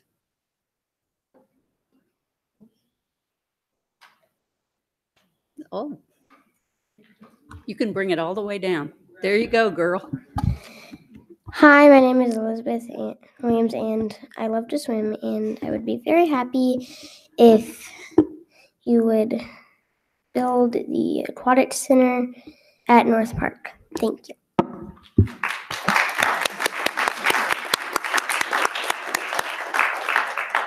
And I would be very happy if I could be there for the ribbon cutting when it opens.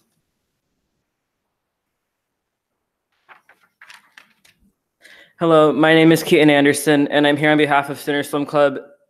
What she said was completely accurate. This has been long overdue, and we've been extremely grateful for the opportunities we've had at OU to train, but the reality is that it's aging and it's not going to last forever. And with the Norman swimming community growing, the need for a new facility becomes increasingly more apparent, and we can't just keep delaying. And this was 2015 when we voted to make On Norman Forward, and the pool is supposed to be the pool and the multi-sports facility were supposed to be one of the top priority funded projects. And it's 2019. The land for the pool hasn't definitively been acquired, and we don't know exactly when and where it's going to be. And to me, as a swimmer, it's just unacceptable that we've been in a limbo for years over when the pool will be built and, everything. Because the indoor aquatics facility has so many benefits to offer to the city. Like she said, it's something that can benefit people of all abilities and lifestyles, whether you're an elite swimmer or just someone that wants to do laps to stay in shape, or someone that wants to teach your kids to swim. And another thing that's really nice is that it would be a regional draw, because we'd be able to host swim meets that would attract swimmers from Norman, from Oklahoma and other neighboring states. And that's something we're not able to do right now. And that would be a great opportunity, because there's several meets that there's swimmers from several states, and that would be a great opportunity, especially with the pool being close to restaurants and the Embassy Suites. And on a more personal note, I can just say, as a swimmer, that swimming has taught me so many life lessons. I've made so many friends. I've learned how to deal with disappointment, and I've learned how to manage time. And these are all things that I'm going to be using later in life. And I want future swimmers, the ones that haven't started swimming, the ones that will swim in the future, I want them to have the same opportunities. And they're not going to be able to have these opportunities if we perpetually delay this aquatics facility. Thank you for your time. Thank you.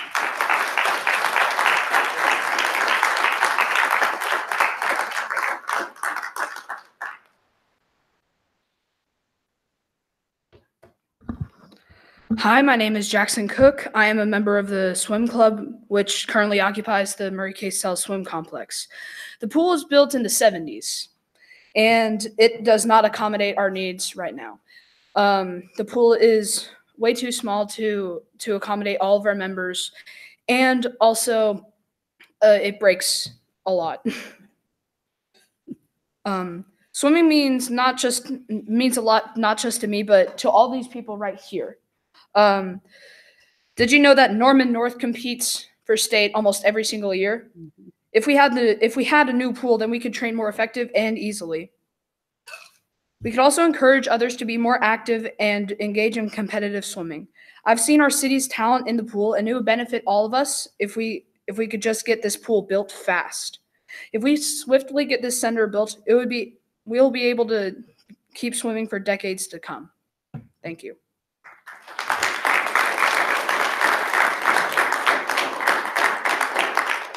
I think the parents and our school system should be commended. We are turning out young people that are very good speakers.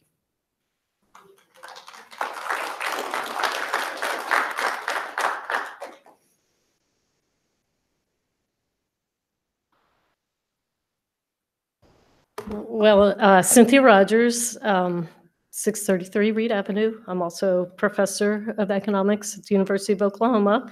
I'm also a former swimmer, lifeguard, and competitive springboard diving in the MAC, scholarship athlete. So I love swimming. I'm all about swimming. I don't know if they have a diving team, but I've been diving lately. And I love the enthusiasm. I love a pool. Pools make sense. I think we're getting a little off topic though, because we're actually talking about two separate things. One is the Norman Forward stuff. I'm on the Norman Forward Citizens Financial Oversight Board. And we're talking about a tax increment finance district. And I think that muddies up the water. So I think I'll just start by saying yay pool in the University North Park District makes a lot of sense for many of the reasons that people have discussed. I understand people's impatience and wanting things built yesterday, and wanting to hurry up and get things going. That being said, this is a very important financial decision. This is a decision that in 2006, I had some things to say about, but I really didn't know how to do public speaking then. I didn't know how to talk to council. I didn't know how to talk to the public. So I think I've learned a little bit since then. But I've been a critic of this tax increment finance district and the particular plan since 2006. I was a critic as a scholar in this area, and I've published in this area, and I actually have done consulting, White House briefing sessions, things for National Conference of State Legislatures, various national regional commissions. So I know a lot about economic development. I know a lot about what drives local economic development. And my biggest criticism of this tax increment finance district had exactly to do with providing incentives for retail. That's just a big no-no. And then when you're using your sales tax dollars to do that, as I predicted, I wasn't the only one, that's going to hurt your budget. And so now, basically, we're in the position where we can't afford this sales tax increment diversion anymore because it's really hurting our budget. So I think the issue before us is, how do we disentangle ourselves from the increment diversion, which is hurting our budget, and move forward? And I think there is an opportunity to meld this with the Norman Forward projects, but I don't want us to lose sight of the fact that in 2006, we put forth some protections of public interest to assure our citizens and our local businesses that what was going to happen in that district would happen, that we would hold the developer accountable for these promises, which at the time I thought were very unrealistic promises about the high-end regional draw retail. And I think we've seen that that's come true. I wasn't the only person that pointed out that this wasn't likely to happen.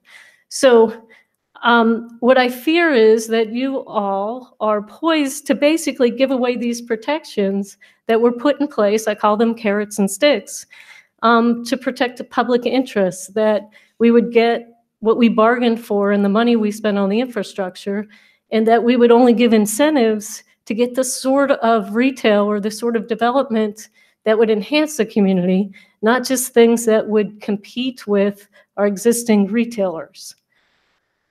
So one of the carrot part of this is the part that's of particular concern, and that's giving incentives.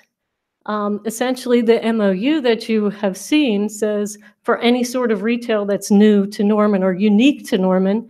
I really don't know what that is. We've been talking about a movie theater. I know we have a movie theater in Norman. We may not like it, but we have one. So I don't know what a unique movie theater would be. The idea of giving incentives for any sort of retail, well, we could incentivize retail in any part of the community, maybe in places that are struggling more than the University North Park. So the city, as far as I can tell, has met all of its contractual obligations. The developers and OU Foundation, they're fighting to avoid and to postpone their obligations. They're obliged to build 244,000 square feet of retail. We gave them some credit for the crest. And they've built 0 square feet, not one that meets these thresholds.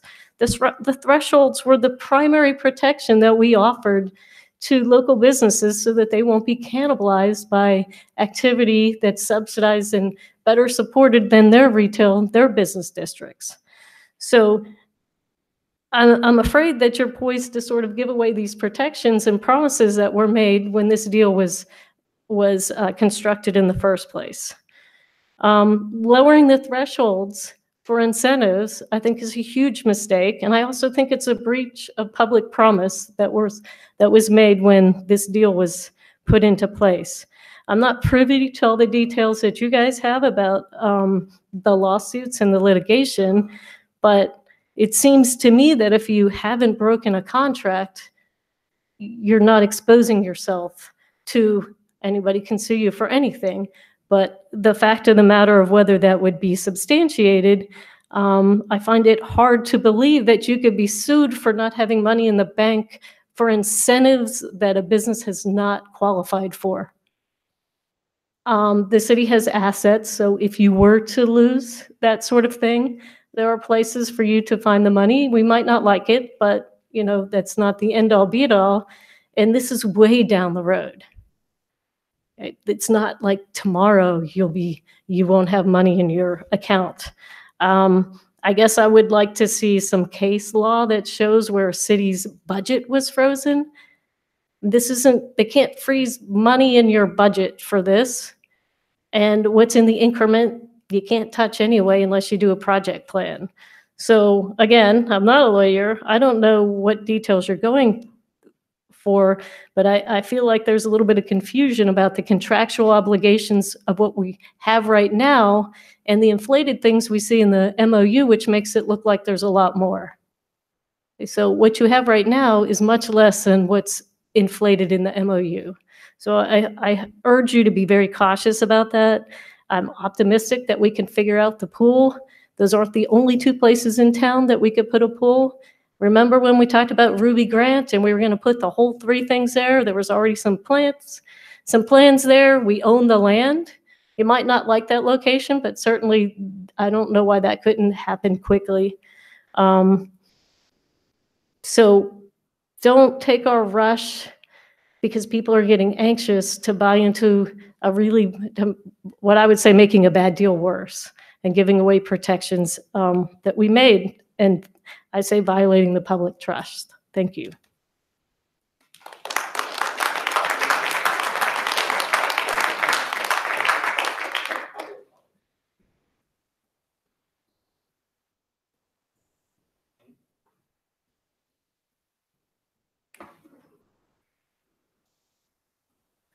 Melody Ball, 905 West Eufaula.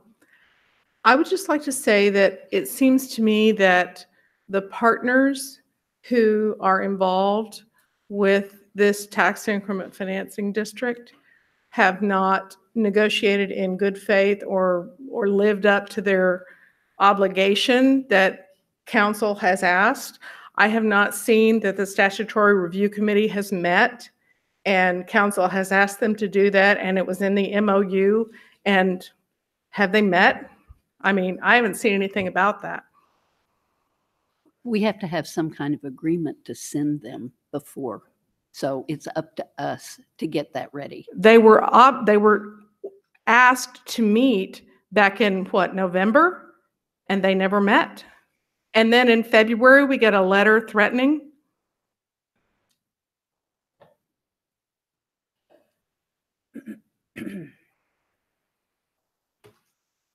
Steve Ellis, 633 Reed Avenue.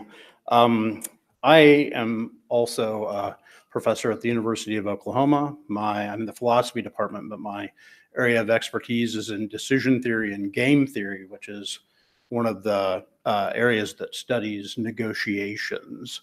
So Dr. Rogers and I are actually co-authors on several papers about local economic development. So I'd like to, commend her for the comments that she made about the worries about these sorts of programs. I want to say just a little bit about the specifics of the deal being offered. It takes a little while to sort of do a final analysis on what the offer looks like in terms of money. But given that we had a little bit of a preview at 1:30, I spent the afternoon trying to figure out exactly what the delta was between what it looks like we could very plausibly argue are actual contractual obligations and what we would owe under what has been described here as the University Town Center final offer. So I ran the numbers, and it looks like there is an additional $10 million to $18 million being expended if we accept the final offer. And the assumption behind that is that if we make this final offer deal, the developers will get the $5 million in incentives and will avoid the $8.3 million clawback. And the difference between those two numbers are no clawback, or they would owe the clawback, depending upon what they do. So those are the numbers that you get when you actually add up all of the numbers. I just posted them on Facebook a few minutes ago, but y'all can look at them. I'll send them to everybody. 2 points. First of all, it looks like even if we get $17 million, if we're also obligated, which everybody seems to think we are, to keep that incentive money squared away in its own fund, we're still short of collecting enough money to have enough money to stay in the TIF. So we're going to be at least about $1.3 million shy on the budget this year. So signing on to this agreement is not even ending the TIF increment yet. You still need to come up with an extra $1.3 million if you decide that you need to keep the incentives in the fund, which seems to be what everybody is assuming here.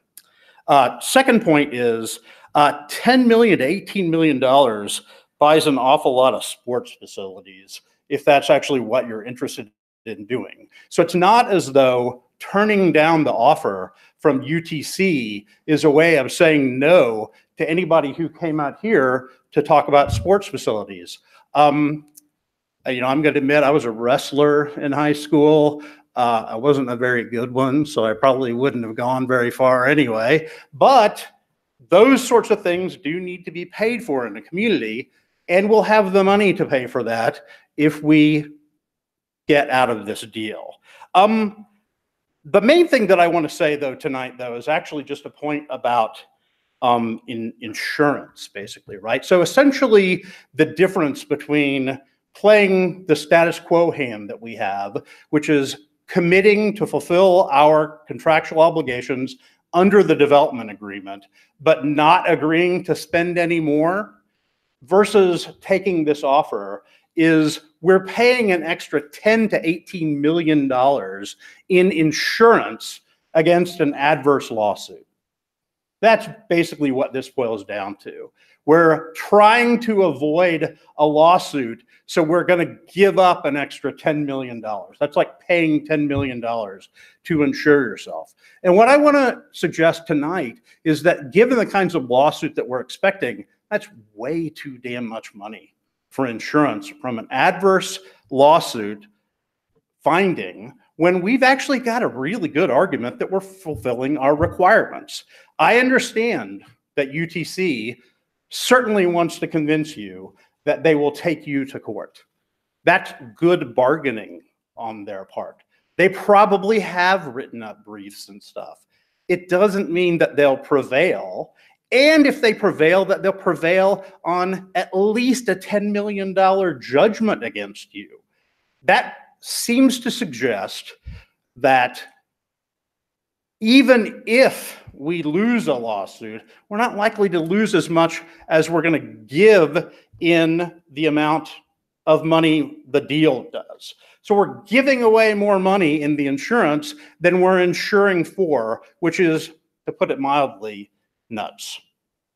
Now, also, I think it's important that people have sort of realistic expectations about the way our legal system works.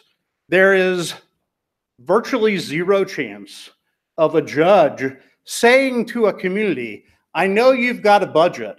I'm not going to let you spend on that budget because I'm taking funds and freezing them when you've already got a fund, the UNP TIF fund, that has money in it for all the actual obligations. So no one's going to take money out of the allocated budget. They at most would freeze the TIF fund.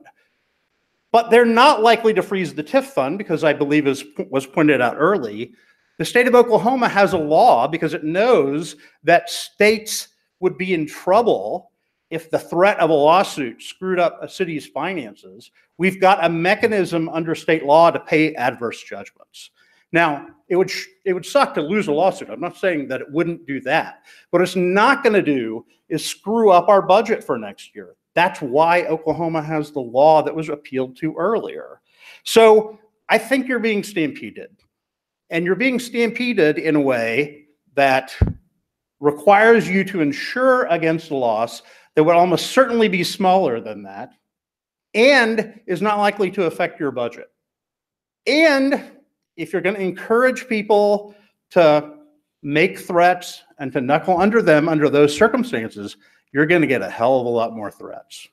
I mean, it would make a whole lot of sense to try to bully the city of Norman if we decide to cave on this. And that's not something that I think that we want to do. There's a precedent value here as well.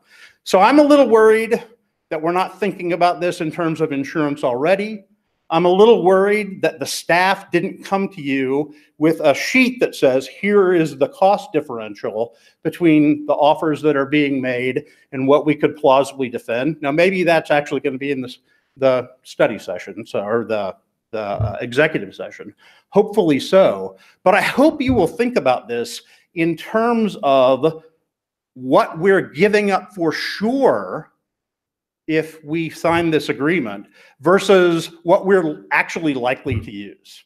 I know it's hard to think about these things in terms of probabilities, but I think you really have to. The worst case scenario is not what you want to avoid. The worst case scenario is we get hit by a damn asteroid and we don't need to ever come back and visit this again. The most likely scenario is that we lose money on this deal.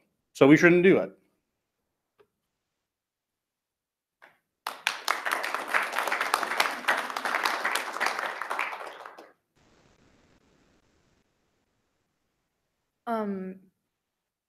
You need to identify yourself and where you live. I am Sarah Brockus, and I live at 1228 Leslie Lane. If it gives you any perspective on the condition of the OU pool, the blocks, they're kind of wobbly, so if one of the younger swimmers is learning to dive off them, it might make them uneasy and they won't want to do it. And at some points it might break down, and that could cause a problem in the time frame when we're able to swim in it. And at some point the outside pool broke, so for the swimming lessons they had to take up 3 lanes so they could do that, which stopped us from using most of the indoor pool, which put a hindrance on when certain skill levels can practice in the pool. You need a pool.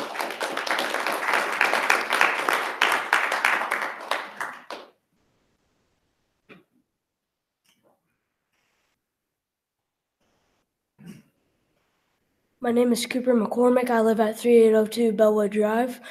And I would just like you all to know that all of our fellow swimmers at Sooner Swim Club would very much enjoy a new pool. Based on the information I know, one of our meets was actually canceled because the temperature in the water was broken, so it was too cold to swim in the water. And we would be devastated to know that we don't have a pool that functions well to practice in. Thank you for your time. Thank you.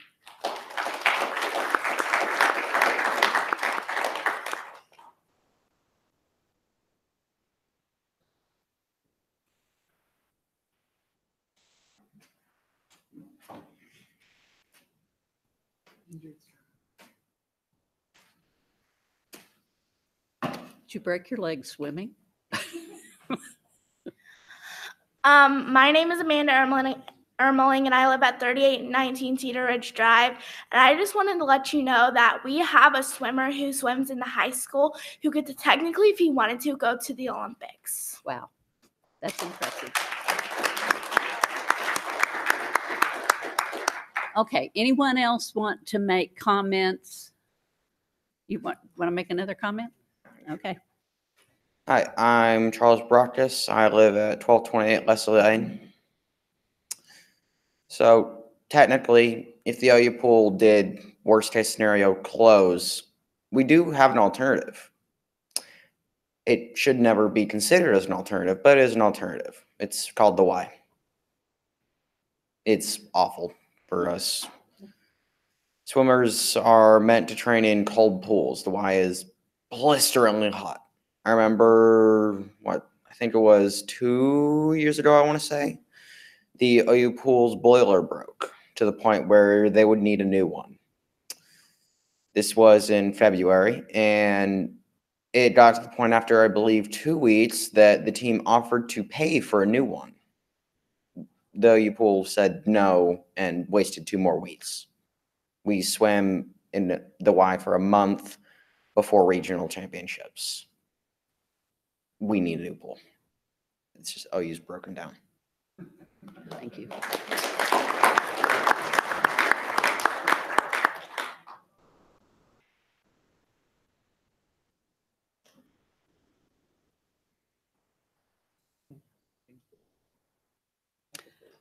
Okay, I think that concludes the public section of this meeting. Are there final comments from the council? Councilmember Scott. Thank you for acknowledging me. I know I've had lots of questions tonight. Dr. Ellis made a statement earlier about something to do with $1 million that we'd have to pay back. Could you reiterate that statement? And then can I have that confirmed or checked by our finance director and our lawyer, please? Yeah, I'm sorry, Dr. Ellis. I don't know what he's.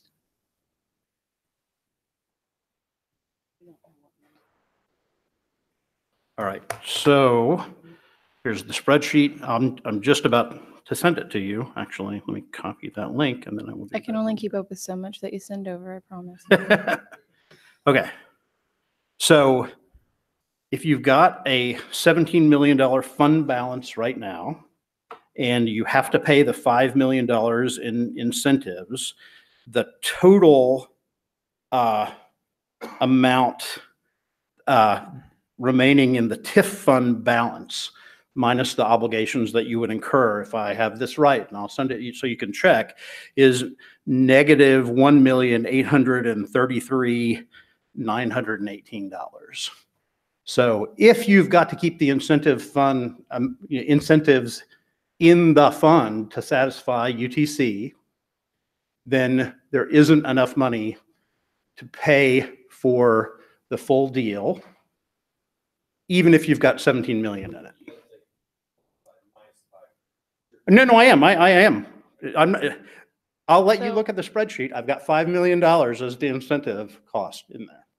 So I'll let you look. I'll send it here momentarily. But what I'm saying is, if everything has to be in the fund by the end of June, you won't make it on this deal if we have to pay the incentive or have the incentive money in the fund.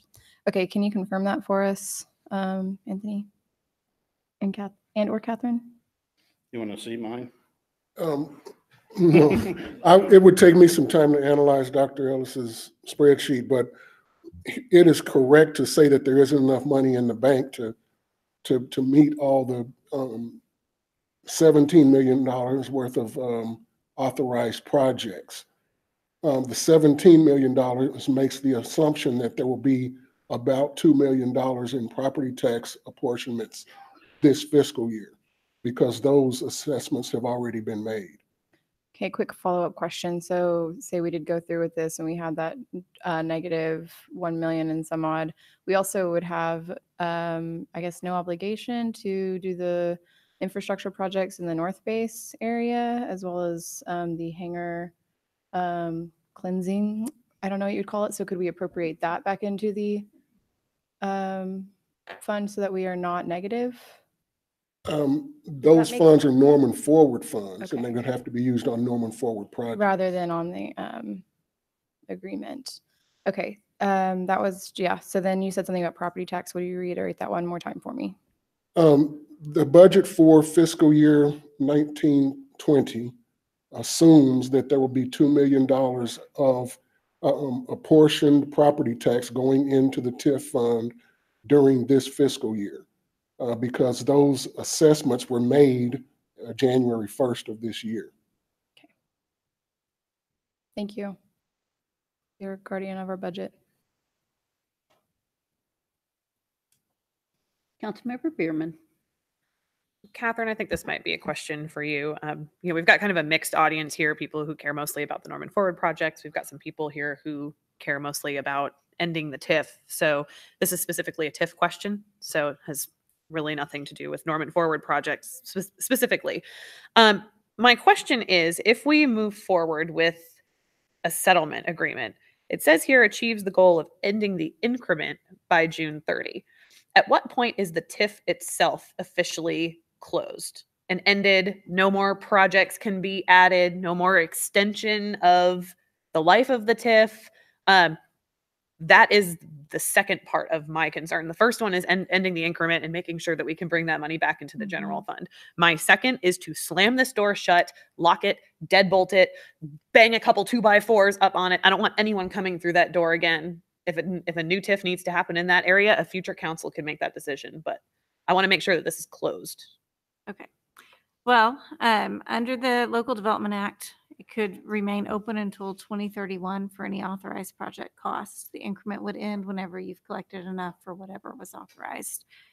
So what we've done here is try to reduce what's authorized to what we already would have on hand at the end of June 30. I don't know that there is a way to close the door, lock it, put 2 boards against it, so that no future council could ever amend the project plan. That's always something a future council could do. Just like they could do a new project plan, they would have to go through the same process. If it's a major amendment, it would go back to the Statutory Review Committee. You'd have to have 2 public hearings. It would go to Planning Commission. So there would be a lot of public involvement in that process. But I don't know of any way that you all could prevent a future council from taking any action they wanted about a TIF. I would note that the Charter Review Amendment, I knew you were going to say that, that Councilmember Wilson proposed and that will be considered by the Charter Review Commission is one way to do that. But short of a charter amendment, I'm not sure there's anything anyone can do to keep a future council from making any decision they want regarding a TIF.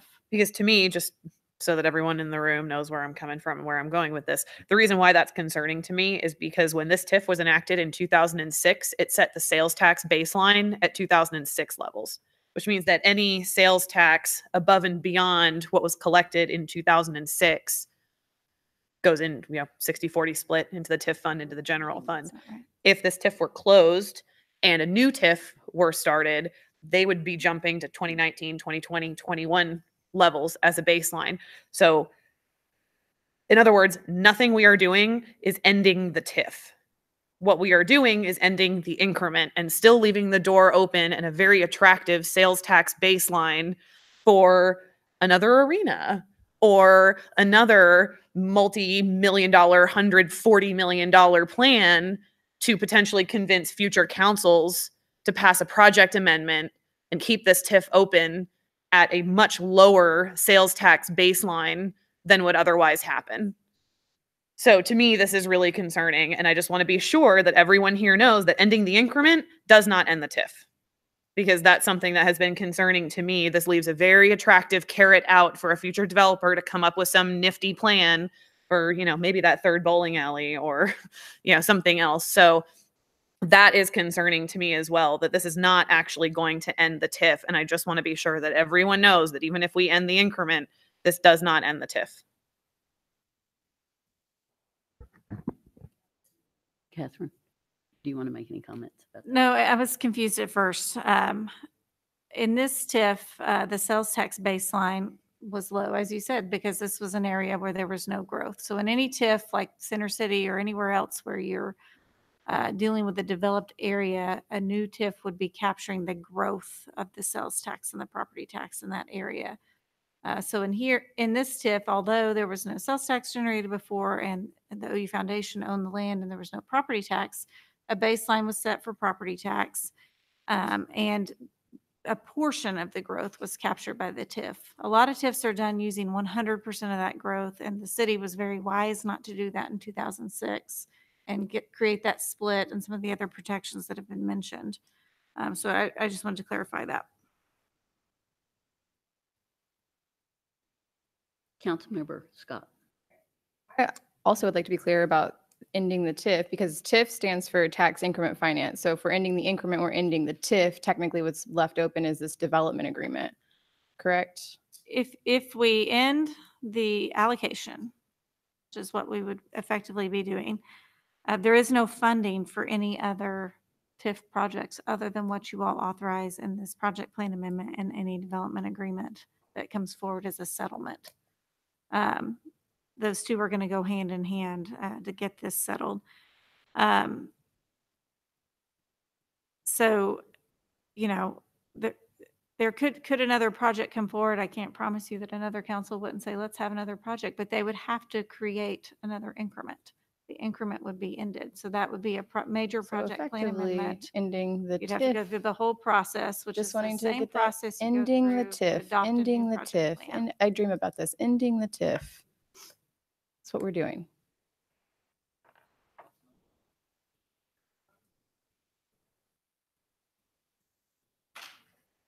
Councilmember Holman. Since we got another meeting coming up after this, I just want to thank all of you for coming out here tonight and sitting through this with us.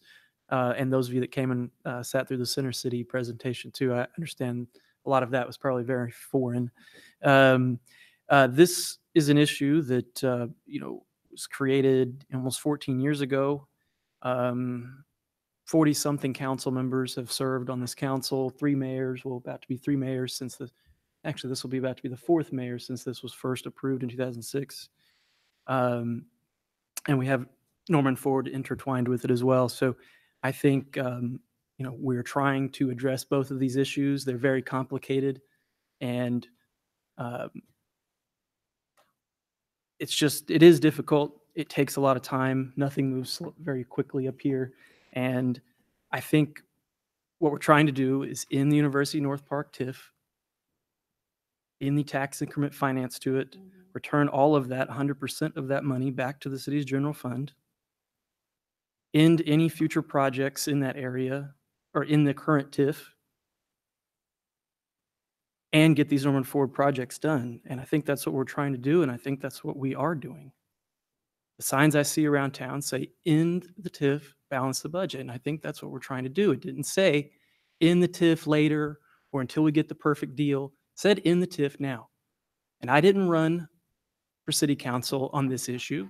This issue, the first 5 years I served on this council, was never an issue. Nobody talked about ending the TIF.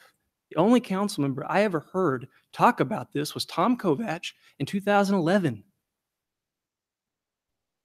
It wasn't until last year that we had council members actually talk about ending the TIF. And it was partly, because of the arena issue. And so this is what the community wants. The city budget needs us to end this TIF now. And that's what we're doing. The council members that have most promoted ending the TIF have been up here supporting going through this process and are getting attacked for it. It doesn't make a lot of sense to me. So I'm looking forward to continuing this process and trying to end this thing once and for all, and without exposing the city to any other litigation, and with getting these Norman Ford projects done. I think we can do that. So, thank you. Councilmember Wilson. I pushed my button like 4 council members ago, so remember what my question was. My question is, and this is, I think I know the answer, but this has been asked of me. Can we simply amend the project plan, or am I saying the wrong term? Is it the actual Project plan. the project plan? That's what I meant to say.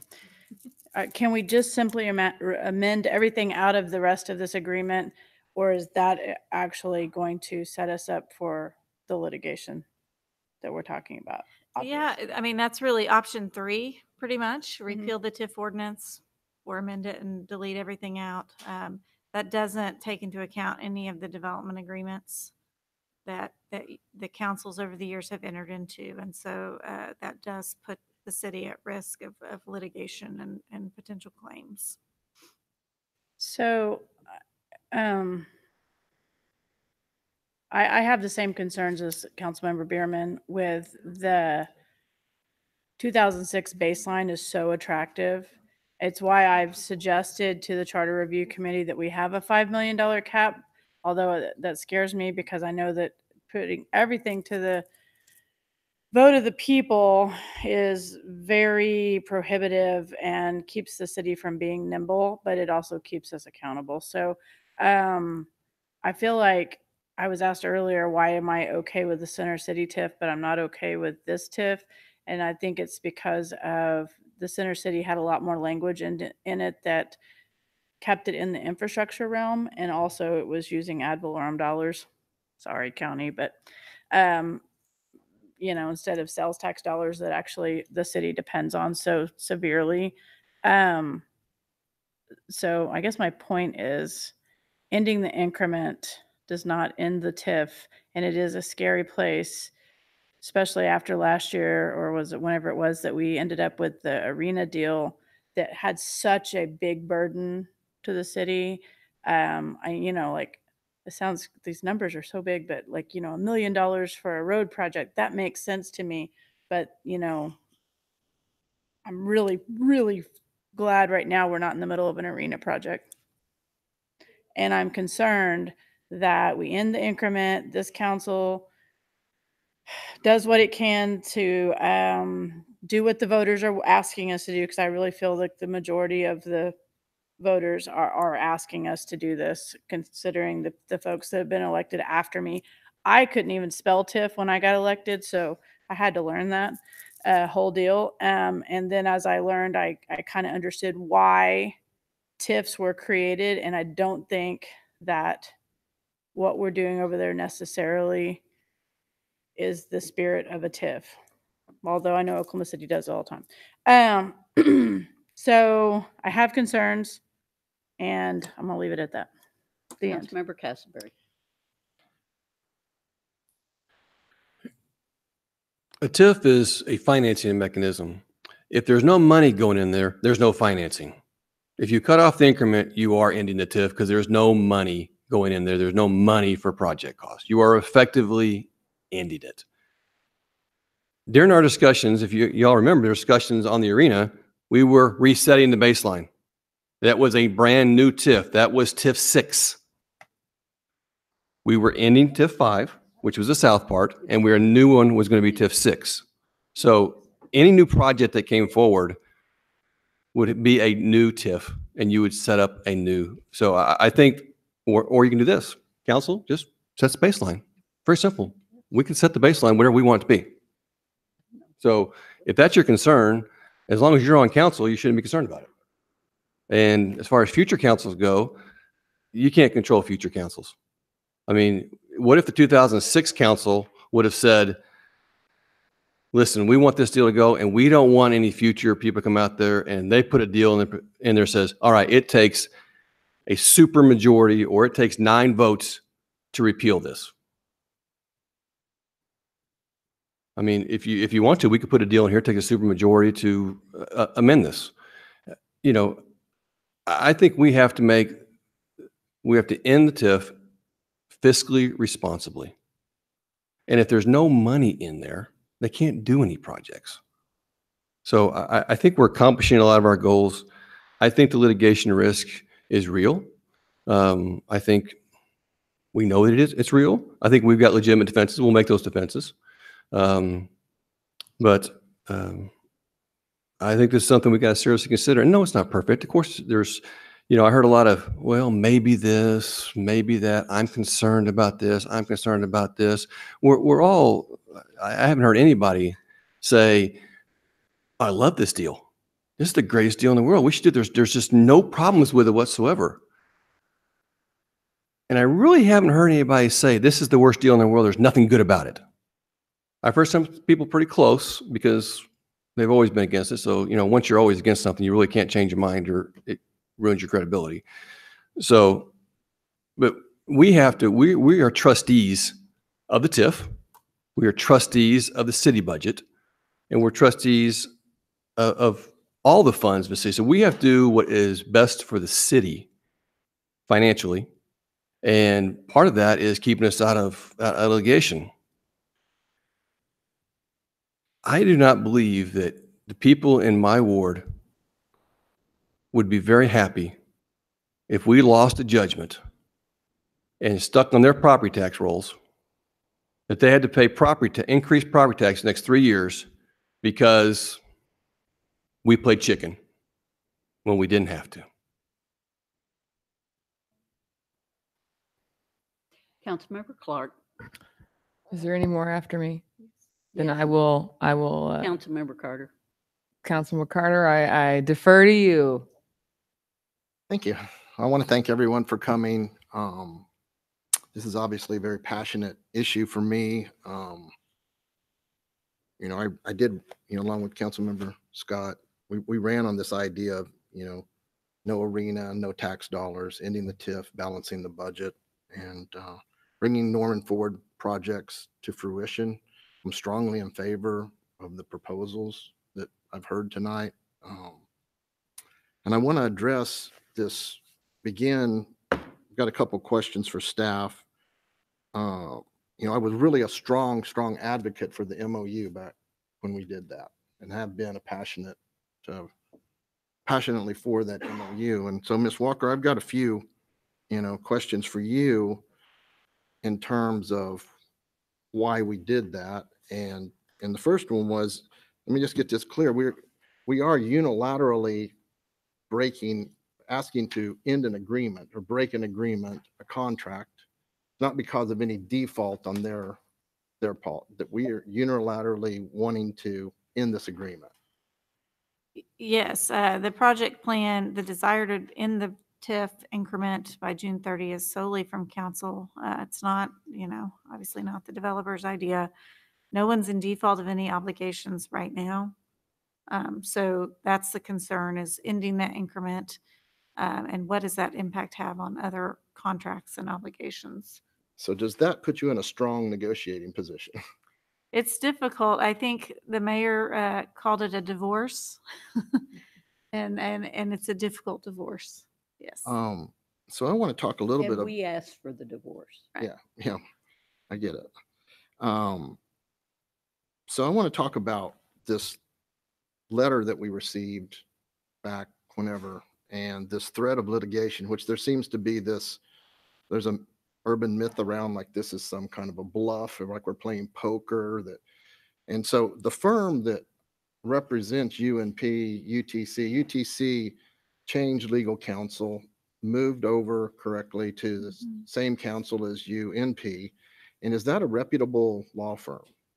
Yes, it's one of the top 2 firms in size and in the state.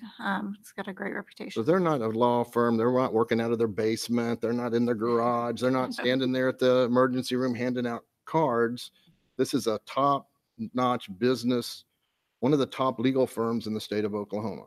Yeah, and they specialize in business litigation. This is the firm that got the thunder here. I mean, this is a So reputable firm. do they have a reputation for making idle threats? Not to my knowledge. Most of my experience with this firm has been throughout the last 13 years in UNP negotiations, and that's not been the history with them. Yeah, so they have an excellent reputation, a serious law firm, something that we as a council should take seriously. Correct?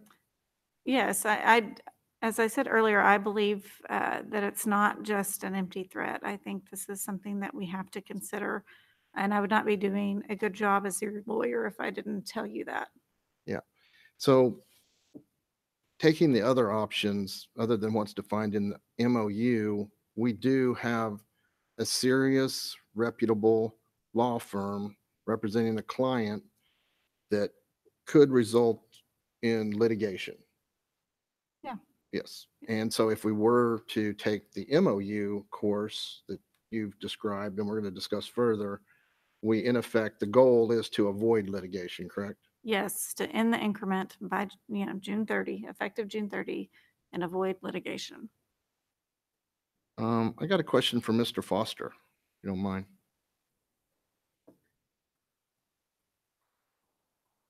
And this is, thank you. And so I know at one point we were talking about the Generation Square concept at North Base, which was going to include 3 projects: senior center, the swim, and the multi-sports facility, correct?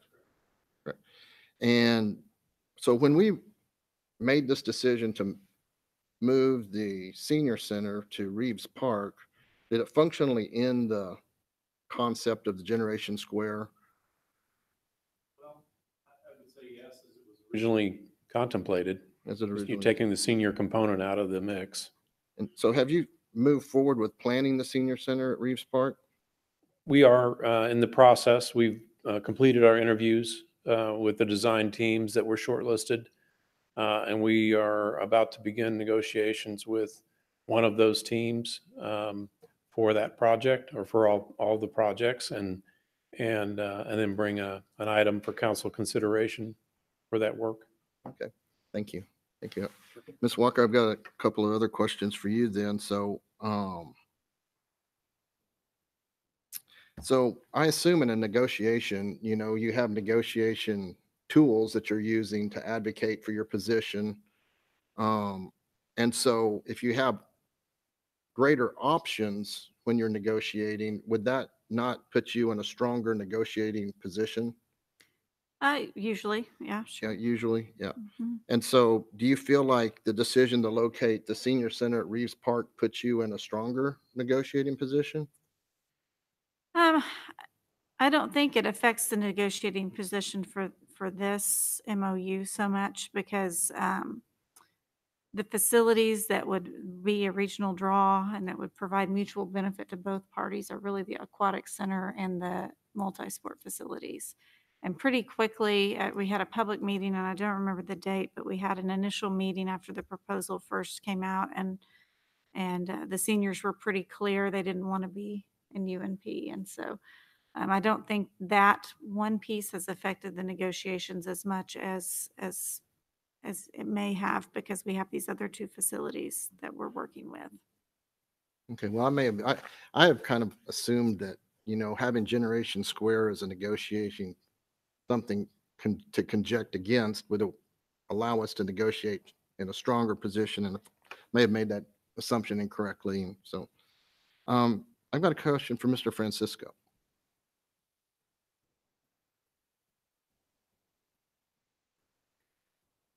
Okay, in the recently approved budget, we've used sales tax revenue from the UNP TIF to formulate our budget for the next fiscal year, correct? Yes, the assumption is that all of the sales tax collected in University North Park will be apportioned as any other place in town. Yeah, and part of that 3.3 or 2 will be in general, and 7.7 will be in capital. So Yes, about sir. $4 million annually. Yes, sir. That we're able to use for our discretion. So if we are unable to use those funds because of litigation, would that adversely affect our budget? Yes. Would that possibly affect the police department? Obviously, council would have to make some very difficult decisions about where cuts might be made, or where reserves might be drawn down, or new revenues might be generated to offset the loss of those sales tax revenues. But the difficult decisions would have to be made. Could it put the fire department in jeopardy? Same question. Something would have to be given up. Roads and maintenance. Yes, sir. Something would have to be given up. Would possibly the new forester position that we've approved be in jeopardy? Possibly. How about the new sustainability officer? Would that possibly be? Possibly. Possibly. How about the increased funding for low-cost spay neuter at the animal shelter? Possibly. Those are all things paid for out of the general fund. So everything would have to be under consideration. Now, in the budget, are we not taking over operations of the public transportation system CART in Norman beginning this next fiscal year? Yes, sir. Do we have a certain amount of money apportioned to do that? Yes, sir. $635,000 was originally in the city manager's proposed budget, and council amended that to add another $500,000 in the general fund for fiscal So year would 20. this additional $500,000 in funding for CART be possibly in jeopardy if we're unable to meet our budget projections? It would certainly be under consideration. And so if we were to, as Mr. O'Leary's gone, I was going to ask him, but I'll ask you, maybe, you know, would you believe that if we were to cut the CART budget by 500,000, do you think that would adversely affect services? That's a decision that would have to be made. Again, something would have to be given up. So if, for example, the council decided that they wanted to maintain the level of public transportation service while cutting the $500,000 that was added to maintain that, then something of $500,000 would have to be given up someplace else. So it could possibly affect the services that we provide for CART if Yes, that be the choice of council. Yeah. Yes, sir. Yeah. Okay. Thank you. Thank you, Mr. So, well, I just want to applaud Ms. Walker. I think she has been placed in the most adverse of circumstances, trying to negotiate an agreement that would effectively end the TIF and avoid litigation and add an annual $4 million amount to our general fund. I think what she's done is she's effectively taken a $25 million liability that we had on the books and reduced it to a $17 million settlement. That $8 million difference, if this is caught up in court and prolonged, will be the $4 million that we're going to use the next 2 years into our general fund to pay for all kinds of programs such as CART, sustainability officers, foresters, all the things that we've been advocating for. And in addition to that, we have secured a prime location for the swim complex and the multi-sports facility. So just like I began running for city council on, I believe it's time to end the TIF. I believe it's time to balance the budget. It's time for us to get these young swimmers and young basketball players some new facilities so that they can compete and do it as soon as possible. And it's time to move this city forward. Thank you. I would just say ditto to every single thing Dr. Carter just said. We want to end the TIF.